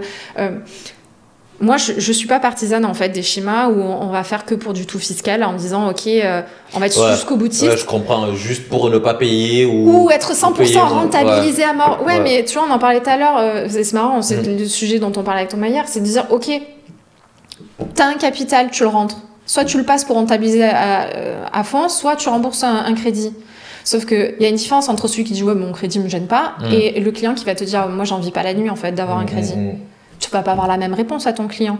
Oui, si tu pars sur un billet, dire ouais, l'investissement c'est plus intéressant parce que tu as un taux de crédit à 0,90, tu vas placer ton argent à 4 points ou 5 points. Ouais, économiquement ça a du sens. Mais qu'est-ce qui est intéressant dans le patrimoine? C'est que ton client il le vive bien. Si ton client te dit mais moi ça me rend malade d'avoir un crédit, tu vas pas lui dire place ton argent, tu lui dis vas-y rembourse ton crédit et après on en reparle. Donc en fait, justement, l'intérêt, et ça je le vis aussi en tant qu'expert comptable, parfois tu as des situations où ce que toi tu penses en tant que professionnel comme étant la meilleure solution, c'est pas forcément la solution qui est adaptée par rapport aux envies, par rapport au projet du client. Exactement. Donc oui, effectivement, peut-être que si tu étais à sa place, tu aurais fait ça. Mais tu l'es pas. Mais tu n'es pas à sa place. Donc en fait, d'où l'écoute, comprendre exactement ce qu'il veut, c'est quoi ses projets et comment il compte faire, quoi. Enfin, exactement. Après, ça, c'est... on a des métiers une des premières qualités, c'est l'empathie. C'est ça. Mais après, ça s'acquiert aussi avec l'expérience. C'est-à-dire que quand tu sors de l'école, on t'a appris les schémas techniques, machin. Donc on te dit, dans telle situation, il faut faire ça. Dans telle situation, il faut faire ça. Oui. Sauf qu'en fait, après... sur le terrain, c'est pas... Après, tu comprends que ton client, c'est pas un numéro et il est dans cette case et pas dans cette case. Ouais. Non, en fait, d'abord, c'est t'écoutes ton client. Où est-ce que tu veux aller? Qu'est-ce qui est important pour toi? Et l'important pour toi, en général... c'est pas l'argent pour l'argent, c'est pas les frais pour les frais, c'est pas la rentabilité pour la rentabilité. C'est moi, quand j'ai vendu ma boîte, j'ai consacré toute ma vie, j'ai pas pris de vacances. Moi, je veux juste aller dans mon chalet, avoir de quoi vivre tranquillement, rembourser mes crédits et donner à mes enfants. Voilà. Après, il me dit, après, tu me trouves le bon schéma, la bonne manière de faire, de manière à ce que les enfants ne s'étripent pas à la fin non plus. Mais moi, je veux être sûre que j'ai les moyens de vivre correctement après ma retraite. Donc si, par rapport à son train de vie, je calcule sa poche et je dis, non, en fait, tout votre patrimoine est nécessaire pour assurer votre train de vie, pour que vous soyez tranquille, on ne donnera rien aux enfants. Okay. Mais après, tu as d'autres clients qui disent, non, mais moi, ma priorité, c'est mes enfants. Donc, on va dire, ok, là, il y a deux choses qui ne sont pas conciliables. Donc, on va faire un arbitrage ensemble. Okay. Mais tu vas pas dire en disant, ouais, non, mais il faut absolument que tu fasses une holding, un machin, un truc. Non. Ça, c'est l'aspect technique qui vient après, en fait, l'écoute des besoins de ton client. Tu listes les besoins, tu regardes, tu analyses. Tu vas dire, oui, voilà, moi, je veux récupérer ça pour faire ça. Ok, mais alors, on va écarter cette solution parce que ça conviendra pas. Ouais. Tu viens, t'as ta trousse à outils et tu dis, ok, voilà, on a tout ça. Maintenant, comment je choisis? Comment avec ce que le client te dit, tu arrives un peu à converger, à faire converger un peu les... Et puis tu les fais aller sur une vision long terme. Les clients, ils viennent te dire, ouais, mais moi j'ai lu ça, mon pote, il a fait ça. Ok. Ça, c'est comme la holding. Ok. J'ai un ami qui a fait une holding. Oui, mais est-ce que c'est mieux pour toi maintenant? Ok, non, mais en fait, tu tires le fil, tu dis, ok, donc si on fait ça, il va se passer ça, il va se passer ça. C'est ça que vous voulez? Après, j'ai pas de boule de cristal, hein, mais voilà, quand on te dit, des gens qui te disent, ouais, je sais que ma boîte, je veux pas payer un radis de plus-value, d'impôt sur la plus-value, ok. Non, mais pas de problème, en fait. Si vraiment c'est ça ton point, ok. Mais le vrai point, en fait, c'est demain, tu cèdes ta boîte, tu veux récupérer du cash, tu veux acheter une résidence principale, tu veux donner à tes enfants, tu veux réinvestir dans un projet, tu veux diversifier ton patrimoine. C'est quoi le vrai objectif? Le premier objectif, c'est pas économiser.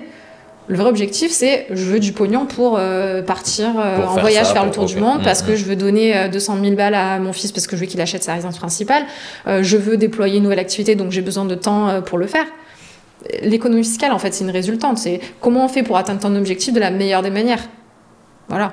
Mais donc ça, c'est le premier point. Que ça soit dans la transmission d'entreprise de patrimoine, on est d'accord que écouter. À l'écoute. Ouais. Voilà, l'empathie. Maintenant, le deuxième point, c'est quoi la deuxième étape? C'est de lister ou de proposer ou d'aller imaginer le schéma qui serait idéal en fonction de ce que tu as écouté, en fonction des informations que tu as eues. En fait, après, tu as l'écoute en me disant, ok, son objectif, il est celui-là, j'ai le patrimoine de départ, comment je fais le chemin? Et donc ça, en fait, dans les dossiers où il y a quand même un peu de patrimoine, etc., il n'y a que quand tu poses les choses. C'est-à-dire quand tu vas poser des chiffres. Moi, je ne fais pas un dossier... Enfin, tu analyses, ok, on part de ta telle fiscalité, à la retraite, tu auras telle fiscalité, tel budget, tu auras tel montant de droit de succession. Ok, comment on fait pour arriver au fait que tu veux prendre ta retraite, tu veux vivre avec 4 000 balles par mois et tu veux donner 100 000 euros à ton enfant.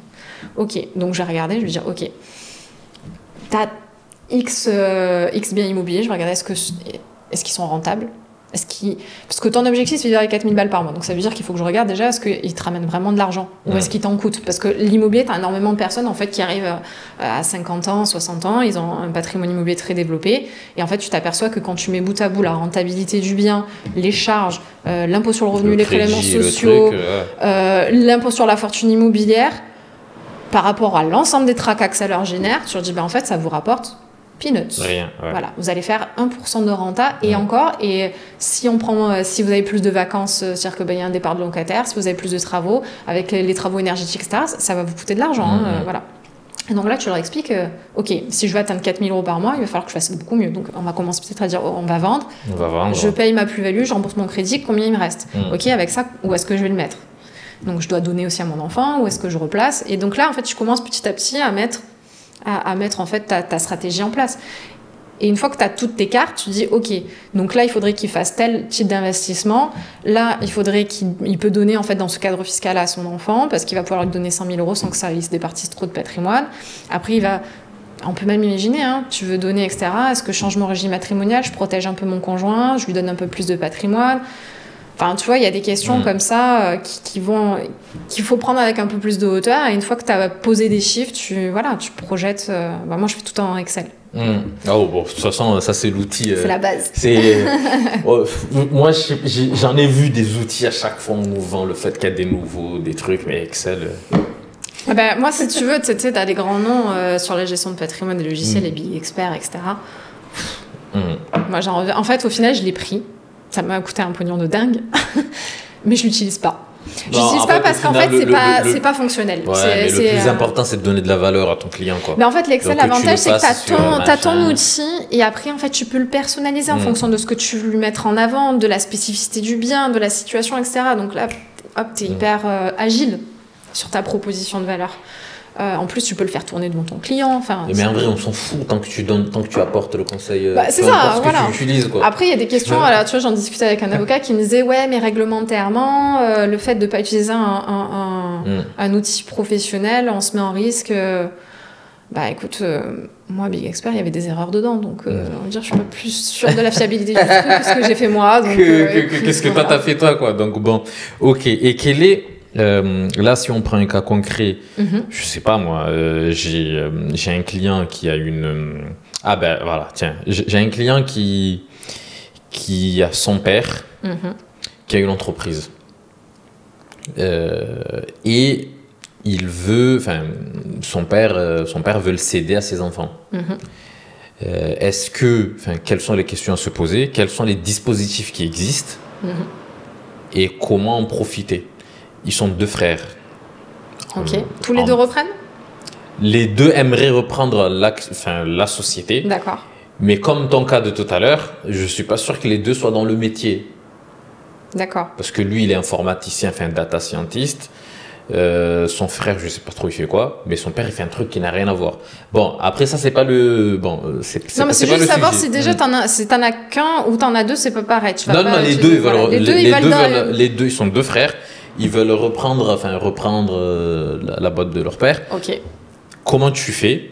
Est-ce que, du coup, c'est une donation, une cession, voilà. Ça va être... En fait, c'est l'entretien que tu vas faire avec ton client qui va déterminer. Voilà. Après, une fois qu'on a posé ça, dans les 2 cas, je sais qu'il y a beaucoup de particularités. Oui, non, mais on va essayer de voir. Voilà, dans les 2 cas, dans les 2 cas, c'est une cession. Si c'est une donation, dans les 2 cas, j'imagine, je sais qu'il y a pas mal de dispositifs qui existent. Donc, pour toi, d'après ton expérience, quels sont les dispositifs, on va dire, qui sont les plus utilisés que, à ton sens, tout le monde devrait les connaître? Parce que ça, c'est important. Parce que effectivement, sauf des cas très, très, très particuliers, Voilà. Mais quels sont les dispositifs que toi tu connais, que tu utilises le plus souvent? On va dire que, et que pour toi ça doit être d'ordre public, quoi. Enfin, on est d'accord. Voilà. Alors, déjà dans l'entretien, on se dit, ok, le père il a une entreprise, tu as les 2 fils qui veulent reprendre. Donc la première question, c'est au père, quels moyens vous avez pour vivre après la session, une fois que vous avez cédé ou transmis votre boîte. Si t'as pas de pognon, que t'as pas de patrimoine et que tu vas vivre avec une retraite assez chiche, ça veut dire que tu vas plutôt partir sur une cession. Sur une vente. Voilà. Sur une vente, exactement. Parce qu'il va falloir que tu récupères un peu de cash. Un peu d'argent, oui. Exactement. Si tu me dis par contre, non, moi j'ai pas besoin de la valeur de mon entreprise. J'ai déjà couvert mes besoins. Arrières, moi tout ça, ça va à mes enfants. J'ai pas de problème avec ça. Très bien. Là, dans ce cas-là, on peut partir sur une donation. Donc si on part sur une donation, les 2 enfants reprennent. On va étudier la première des choses. La deuxième des choses, ça va être dire, ok, l'entreprise, est-ce qu'il est marié ou pas et qui la détient? Est-ce que c'est vous, monsieur, tout seul, ou est-ce que c'est vous et madame? Sachant que dans certains cas, en fonction de la forme juridique... Voilà, après ça dépend. Est-ce que vous avez créé votre société au cours du mariage ou avant le mariage, etc. Et est-ce que vous êtes marié en régime de communauté ou est-ce que vous êtes marié en quand tu es un SARL voilà. Donc après il y a plein d'autres implications, voilà, parce que après tu as des augmentations de capital. Enfin, tu vois, par exemple, tu vas avoir créé ta boîte avant de te marier, donc c'est un bien qui t'appartient. Tu augmentes le capital. Voilà, tu te maries en communauté. Tu as des comptes courants d'associés que tu as créé après ton mariage, donc c'est des biens communs, et ces comptes courants d'associés, ils ont été intégrés au capital et tu as augmenté ton capital. Donc c'est-à-dire que tu as une partie des titres qui sont communs. Oui, donc tu as une partie commune et une partie propre. Donc déjà, en fait, tu n'as pas les mêmes personnes qui vont donner, sachant qu'on peut donner jusqu'à 100 000 € sans droit de donation tous les 15 ans. Tous les 15 ans. Donc ça marche... Quel que soit l'actif. Ok. En fait, une société, un immeuble, de l'argent. Ça, c'est important, ça va préciser. Voilà. Oui, ok. Donc ça, c'est tous les 15 ans, 100 000 €. Après, au-delà de ces 100 000 €, en fait, c'est un barème qui est progressif. Oui, en fonction. Voilà, qui va de 5 à 45%. Donc généralement, les gens ils sont dans la tranche à 20, c'est-à-dire celle qui court de 15 000 à 550 000 € transmis. Ok. Donc voilà, en général, c'est 20% à peu près.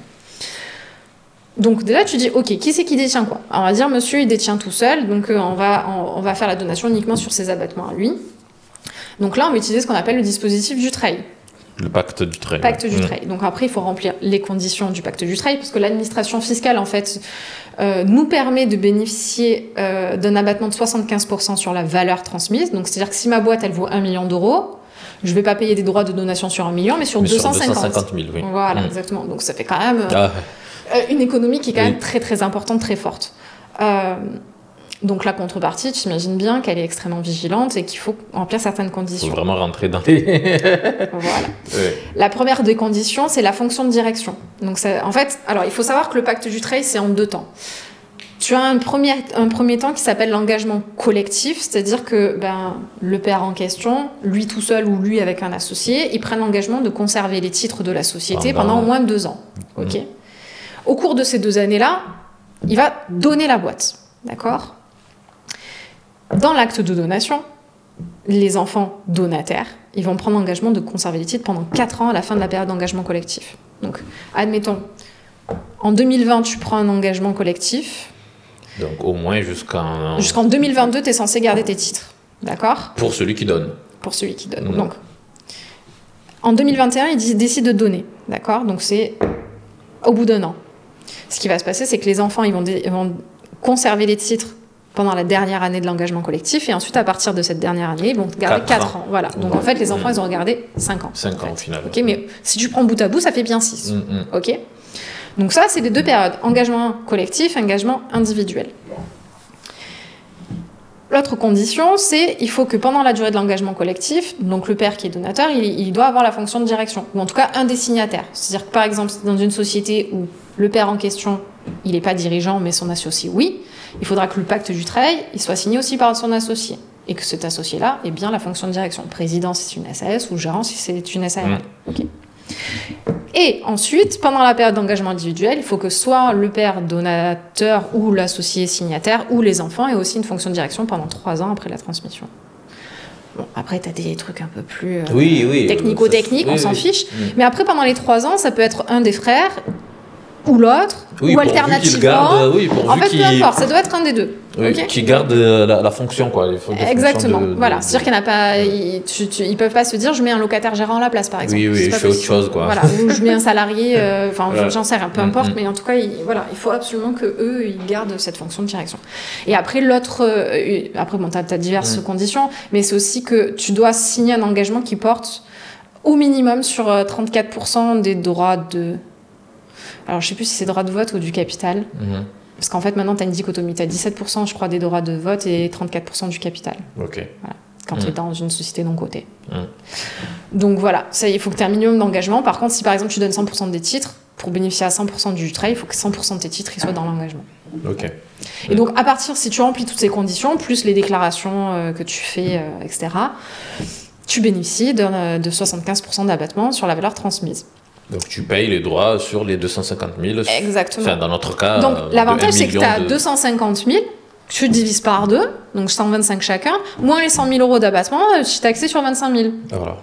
C'est pas mal. C'est pas mal. Voilà. Et après, tu as un autre.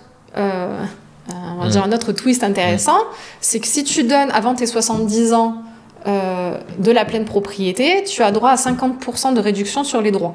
Ok. Donc si tu devais payer 20 000, ben en fait, tu en payeras que 10 000. Ok. Voilà. Ça arrive peu parce qu'en général, en fonction de la valeur des sociétés, ça abaisse quand même déjà considérablement en fait, le montant et tu arrives généralement peut-être à zéro. Quoi. Ok. Donc, ah ben, c'est intéressant. Ah oui, c'est hyper intéressant comme mécanisme, hein, mais bon, après, voilà, il faut être step by step. Donc ça, voilà, c'est un des premiers dossiers, mais par exemple, effectivement, si tu m'avais dit qu'il y a un des deux qui reprend pas, là, tu as un problème. C'est-à-dire que si tu as une boîte à 1 million et qu'à côté, tu as que ta résidence principale et peut-être un petit appartement, tu donnes quoi à l'autre? Bien, la question, elle se pose, oui, effectivement. Voilà. Et donc, en fait, c'est là où tu as un peu le plus d'enjeux pour pas qu'il y en ait un qui se sente lésé. Généralement, il y en a qui vont te dire, bah, moi, je fais une donation de l'entreprise à celui qui reprend, et puis à mon décès, l'autre, il se récupérera. Okay. Parce qu'en fait, tu as un principe en France au niveau des donations. Alors, on n'apprécie pas, mais... Tu peux pas... En fait, quand tu fais une donation simple, si tu donnes 100 à l'un, faut que tu... et que tu n'as rien donné à l'autre... je vais prendre un autre exemple. Tu donnes 100 à l'un, 100 à l'autre. Il y en a, avec les 100, il investit dans sa boîte. Il investit dans sa boîte, il investit dans l'immeuble. L'autre, en fait, il craque tout, il bouffe. Ce qui va se passer, en fait, à la succession, c'est qu'on va rapporter fictivement, en fait, les donations qui ont été consenties aux enfants. Donc, admettons, le père, il laisse 200 dans sa succession. Il va rapporter 100, le fils va rapporter 100, et il va rapporter 100. Ok, donc on va dire, la base c'est 200 plus les 500, 400, donc chacun va avoir la même chose, sauf que ça se passe pas comme ça. C'est-à-dire que tu as les 200 des biens existants au décès, plus les 100 du fils qui a réinvesti, mais sans réévaluer en fonction de ce dans quoi il a investi. Donc si ce qui a apporté, si ces 100 sont devenus 200, il va pas rapporter 100, il va rapporter 200. 200, ah ouais. Alors que celui qui a tout dépensé, quand il va rapporter 100, il rapportera 100. Et donc en fait, tu vas te retrouver avec 200 de biens existants, 200 de la première donation, 400, 500, et donc ça va faire 250 chacun. Donc l'autre, il va dire... Alors que l'autre, il... l'autre, il va dire, oui, mais non, mais moi, si tu me donnes 100 des biens existants et 100, il me manque 50. Donc l'autre, il va devoir donner 50. Oui. Sur son truc à lui. Bah oui, c'est... Ah, c'est un peu... C'est un peu raide, quoi. Et en temps... Et donc là, tu vas faire une donation partage pour figer les valeurs et que chacun reparte chacun chez soi. Avec son patrimoine, après, il en fait ce qu'il en veut, quoi. Voilà. La donation simple, c'est bien quand, justement, par exemple, tu n'as que des biens immobiliers, que tu en as un à Paris, un machin, et que tu dis, non, mais à la fin, je veux que tout le monde est pareil. Chacun va rapporter son bien immobilier avec l'évolution de valeur, et chacun va récupérer ses fonds. Voilà.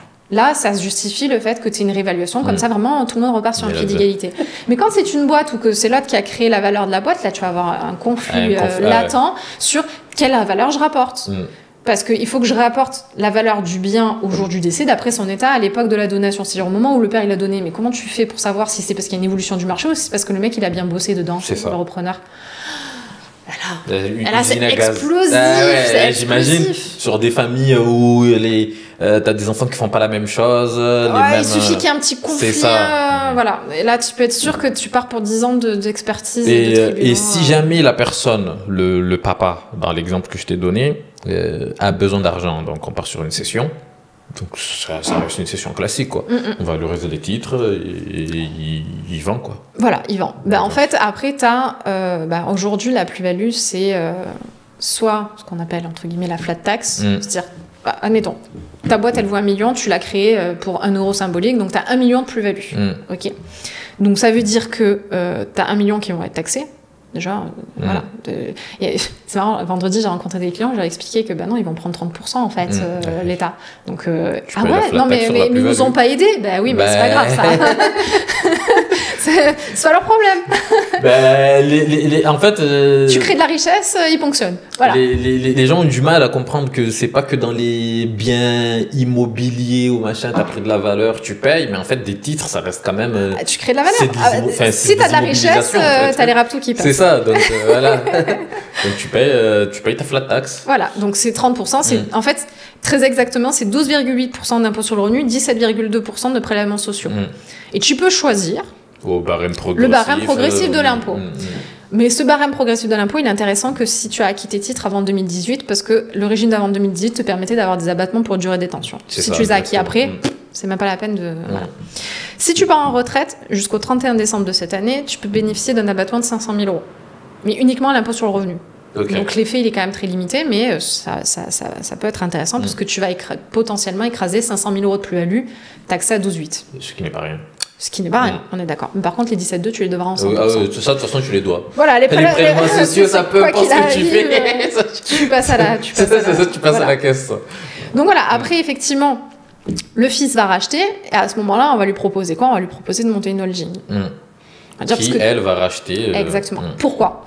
Parce que pour acheter, il a peut-être pas 1 million d'euros sur son compte bancaire. Sûrement pas. Tu vois, voilà. Donc tu vas lui dire, soit tu fais un crédit à titre personnel, mais pour payer les échéances de crédit, ça veut dire que tu vas devoir augmenter ta rémunération et tu payes ou prendre ton épargne perso, quoi. Enfin, donc tout ça, ça a généré des cotisations sociales, ça a généré de l'impôt. Donc en fait, au final, tu vas avoir très peu en fait finalement à consacrer à ton crédit. Alors que si tu montes ta holding, la holding lève le crédit, elle achète les titres de la boîte cible à 1 million d'euros, et en fait, la boîte cible, la filiale, va remonter, en fait, va distribuer des dividendes de son résultat vers la holding, et c'est avec ces dividendes, en fait, que la holding, la holding va payer son échéance. Quoi. Classique, tu refactures en bas, et après... Alors, soit tu refactures, effectivement, soit tu te mets des conventions de prestation, mais il faut que ce soit justifié, soit, en fait, tu as juste une distribution de dividendes, en fait, de la filiale vers la fille, de la filiale vers la mère, et en fait, ça va être très peu taxé, parce que tu peux bénéficier d'un régime, le régime mère-fille, qui te permet d'être taxé à 5% sur les dividendes. Ça veut dire que quand tu remontes 100 de dividendes, tu es taxé sur 5 à l'impôt sur les sociétés. Donc en général, tu as une taxation qui est de l'ordre de 1,25%. Et après la holding, avec l'argent, elle paye son crédit. Paye son crédit, rembourse. C'est-à-dire que tu as la différence entre je prends le crédit à titre personnel, je paye, tu t'engages. Je prends des dividendes, ça m'a coûté 30 points de flat tax. C'est ma holding qui prend les dividendes, ça lui a coûté 1,25.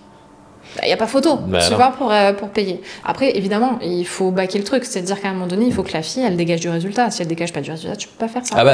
C'est ce que je dis. Moi, c'est pareil. C'est ce que je dis à mes clients. C'est qu'avant de venir dire on va monter une holding, déjà, est-ce que la société d'exploitation en bas, elle tourne ?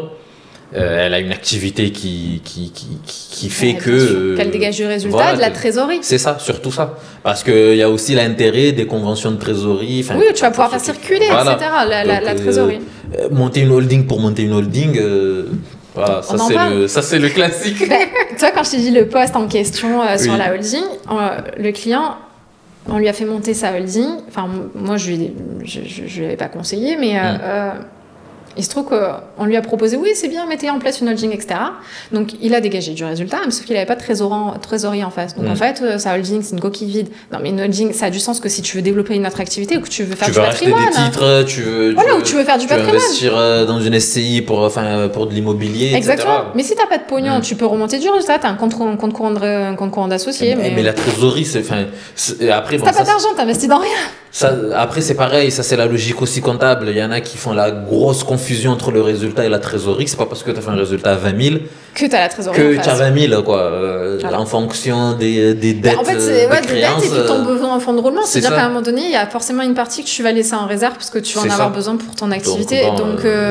Donc voilà. Allez voir des professionnels avant de monter votre truc. Pas bien en tête en disant c'est une super idée. Non, il y a plein de choses quand même à baquer avant, quoi. C'est ça. Alors, un dernier point avant de conclure. On va parler un peu d'interprofessionnalité. Qu'est-ce que tu en penses de tout ça ? Moi, c'est un point important parce que je trouve que les avocats, les experts comptables, les CGP, etc., ils ont tout intérêt à bosser ensemble. C'est très important. Donc, les forces communes, ça fait qu'on peut apporter le meilleur conseil aux clients. Donc voilà, donc je voulais juste avoir ton avis là-dessus. Je suis hyper convaincue. En fait, moi, ce que j'aime faire pour mes clients, c'est mettre en place un écosystème. Parce que moi, je vais faire la partie stratégique, mais je ne fais pas la rédaction des actes. Et tu as une expertise sur la rédaction des actes, avocat, notaire, ou la mise en place dans le quotidien de l'entreprise. L'expert comptable, hyper important. Moi, je suis convaincue qu'on ne peut pas travailler en silo. C'est-à-dire que, tu vois, tu as encore des professionnels avec qui tu essaies d'échanger sur le dossier, ils ne te répondent pas, le dossier, il avance pas, sauf que moi, j'ai besoin, en fait, du notaire, j'ai besoin d'un expert comptable. Si tu ne me réponds pas, on ne peut pas avancer, en fait. Et c'est dans l'intérêt de ton client. C'est dans l'intérêt du client. Et puis, en fait, on va avoir une discussion de professionnel à professionnel. Toi, dans la façon dont tu vas rédiger ton acte, tu vas me dire, ah oui, mais tu vois, t'as pas pensé à ça, ou ah ouais, tu vois, moi je le ferais peut-être plus comme ça, j'ai fait comme ça sur un dossier. Et là, tu vas t'enrichir. Tu vas enrichir ta pratique. Tu vois, moi j'ai des clients aujourd'hui qui viennent me voir en me disant, moi je veux une mission d'accompagnement parce que je veux une équipe autour de moi. Et donc en fait, lui, le client, il s'est organisé en disant, ben voilà, moi je veux que toi tu t'occupes de cette partie-là, lui à s'occuper de sa partie-là, et ensuite vous parlez entre vous. Il y a rien de plus terrible en fait pour le client que se dire en fait, ok, il a la stratégie, il a son avocat, son notaire. Le notaire, il va dire un truc, l'avocat, il va dire un autre truc, et ça se parle pas, et voilà, chacun va dire oui, mais moi je ferais plutôt comme ci, et moi je ferais plutôt comme ça, et en fait le client veut dire, il dit, ben moi, il se passe rien. Au final, voilà. Et t'as un effet d'inertie où le client, tu peux le retrouver 3 ans après, c'est rien passé, quoi. Ça. Et il y a rien de pire, en fait. Et c'est perdant pour tout le monde, au final. Mais complètement. c'est perdant pour tout le monde. Et donc, en fait, si tu veux, justement, moi, ce que j'essaie de travailler comme ça, c'est de choisir les professionnels avec qui je veux bosser. Et en fait, j'ai mis en place, et ça va sortir dans peu de temps, du coup, 2 offres. J'ai une première offre, en fait, pour la pré-session, en fait, où je vais travailler avec un responsable administratif externalisé, en fait, qui s'occupe de toute la partie administrative, de la pré-session, tu vois, la data room, etc., mettre un peu au propre les process. Et un coach qui s'occupe vraiment de l'aspect transition au niveau des équipes. Parce qu'il n'y a rien de pire, en fait, que quand tu sautes une boîte, l'information, ta place, en fait, toi en tant que cédant, la place des équipes et la place du repreneur. Tu vois, de vraiment gérer cette passation-là de manière à ce que ça se fasse en douceur, que les salariés se sentent impliqués dans la transmission et que le repreneur trouve sa place de leader aussi. Et voilà, hyper important. Donc, je suis en train de travailler sur ça, sur une offre en fait d'audit commun, pardon, où on va travailler vraiment sur bien en amont, genre l'idéal c'est 2 ans en avant pour travailler ces éléments-là. La partie patrimoniale, ok, qu'est-ce que je fais après ma session ?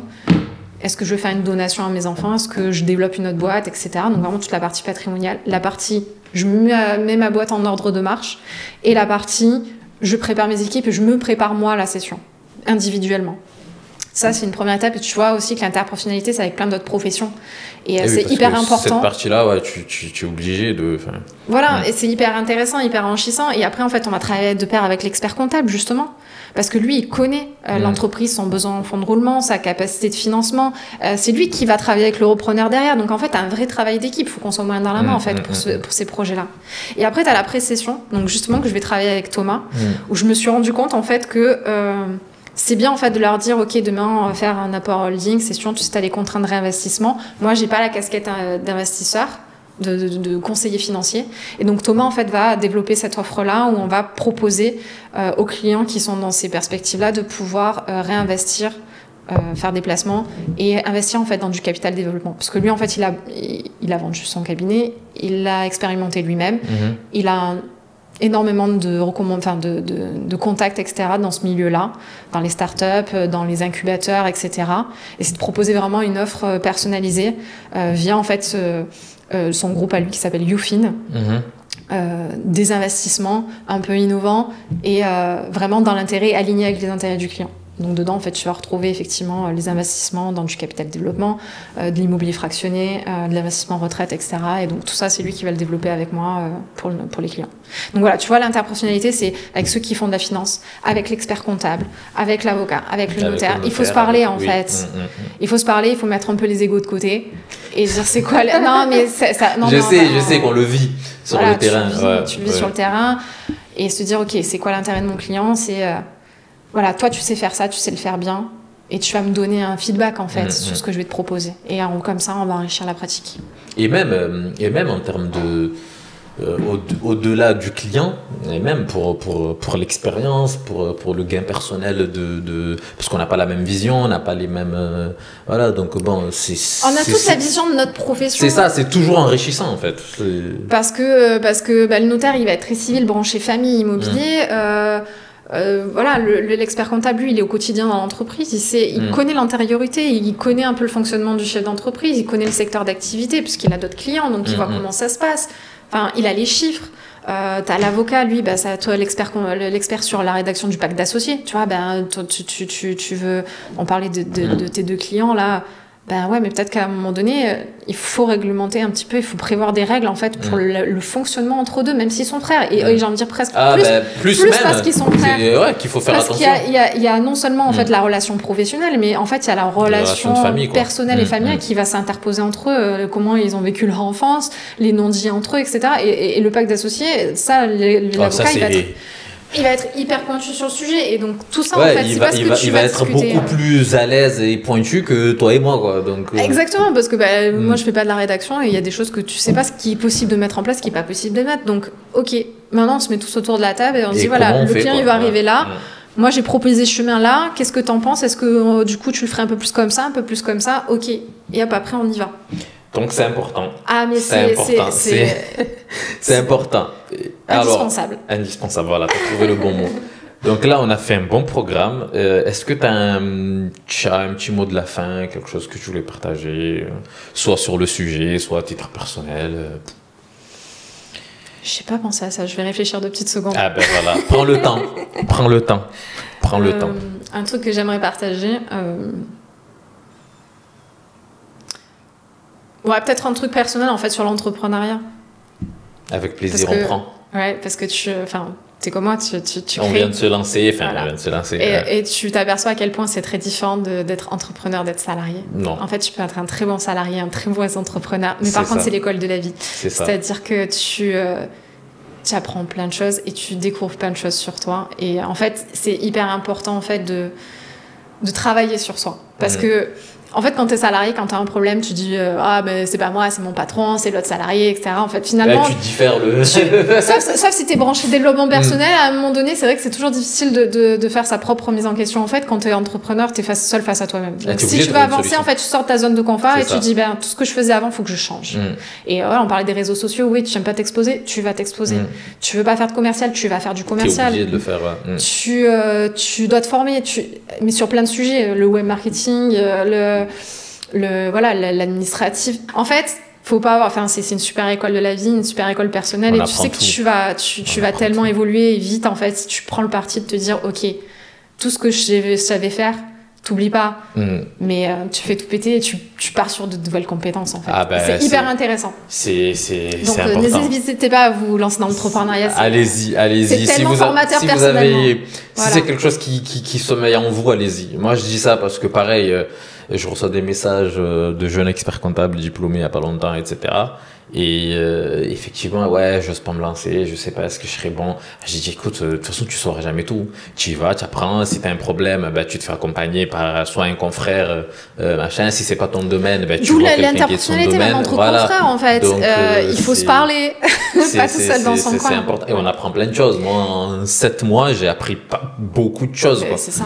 Donc, et très sincèrement, en fait, au pire, tu plantes ta boîte. C'est quoi, tu redeviens salarié. C'est pas grave. Je veux dire, si tu as vraiment envie, d'entreprendre, vas-y, quoi. Il y a pas de risque. Enfin, il y a pas de risque. Aujourd'hui, tu peux. Non, mais il faut accepter l'échec. En fait, c'est juste de se dire, ok, jusqu'à présent. Et puis lance ce que tu as envie de faire, c'est pas grave. En fait, il y a un truc aussi, tu vois, que tu vois pas quand t'es salarié, quand tu vois, j'étais dans une boîte où ils nous partageaient beaucoup les projets de développement de la boîte, etc. Et en fait, je comprenais pas les allers-retours qu'ils faisaient. Mais en fait, ils sont nécessaires. Tu vas essayer un truc, ça va pas marcher. Tu vas essayer un autre truc, ça va pas marcher. Tu vas essayer comme ça va marcher. Et puis, en fait, systématiquement, il y a plein de choses. Tu vas faire des erreurs. Tu vas en faire plein. Et tu les corrigeras. Et voilà. Et donc, en fait, Ouais, si tu pars en te disant que si tu sais pas tout, tu rateras. Non, mais en fait, même quand tu sais tout, tu vas rater. Voilà, donc voilà, et je crois que c'est un des adages de la Silicon Valley. Ils disent, si t'as pas planté 10 boîtes avant, c'est même pas la peine que tu t'y présentes. Donc voilà. C'est ça, tu vas faire... Faut voir l'échec, en fait, d'une autre manière. C'est pas l'échec, c'est une expérience. Ça marche pas, ça marchera, ouais, c'est ça. Voilà, il n'y a pas d'échec, il n'y a que des expériences. C'est ça, si tu as envie de faire quelque chose, vas-y, c'est pas grave, quoi. Tu fais, tu corriges, tu refais, et puis tu apprends à t'entourer. Voilà, exactement. En fait, il n'y a que si tu t'entoures des bonnes personnes que tu vas progresser, que ce soit sur ton développement personnel que sur le développement de ta boîte. Ouais. Donc choisis bien ton expert comptable aussi. Aussi, voilà. Ça, c'est magnifique mot de la fin. Exactement. Bon, merci Caroline, ce fut un plaisir. Avec plaisir également. Ceux qui veulent retrouver Marie-Caroline, allez sur LinkedIn, il me semble. Donc sur LinkedIn, elle est très active. Envoyez-lui un petit message, n'hésitez pas à la solliciter. Peut-être que si vous allez de ma part, vous aurez un petit bonbon ou quelque chose. Merci. Toute ma sympathie. C'est ça. Merci Marika, et ce fut un plaisir, et à bientôt. À bientôt, merci beaucoup.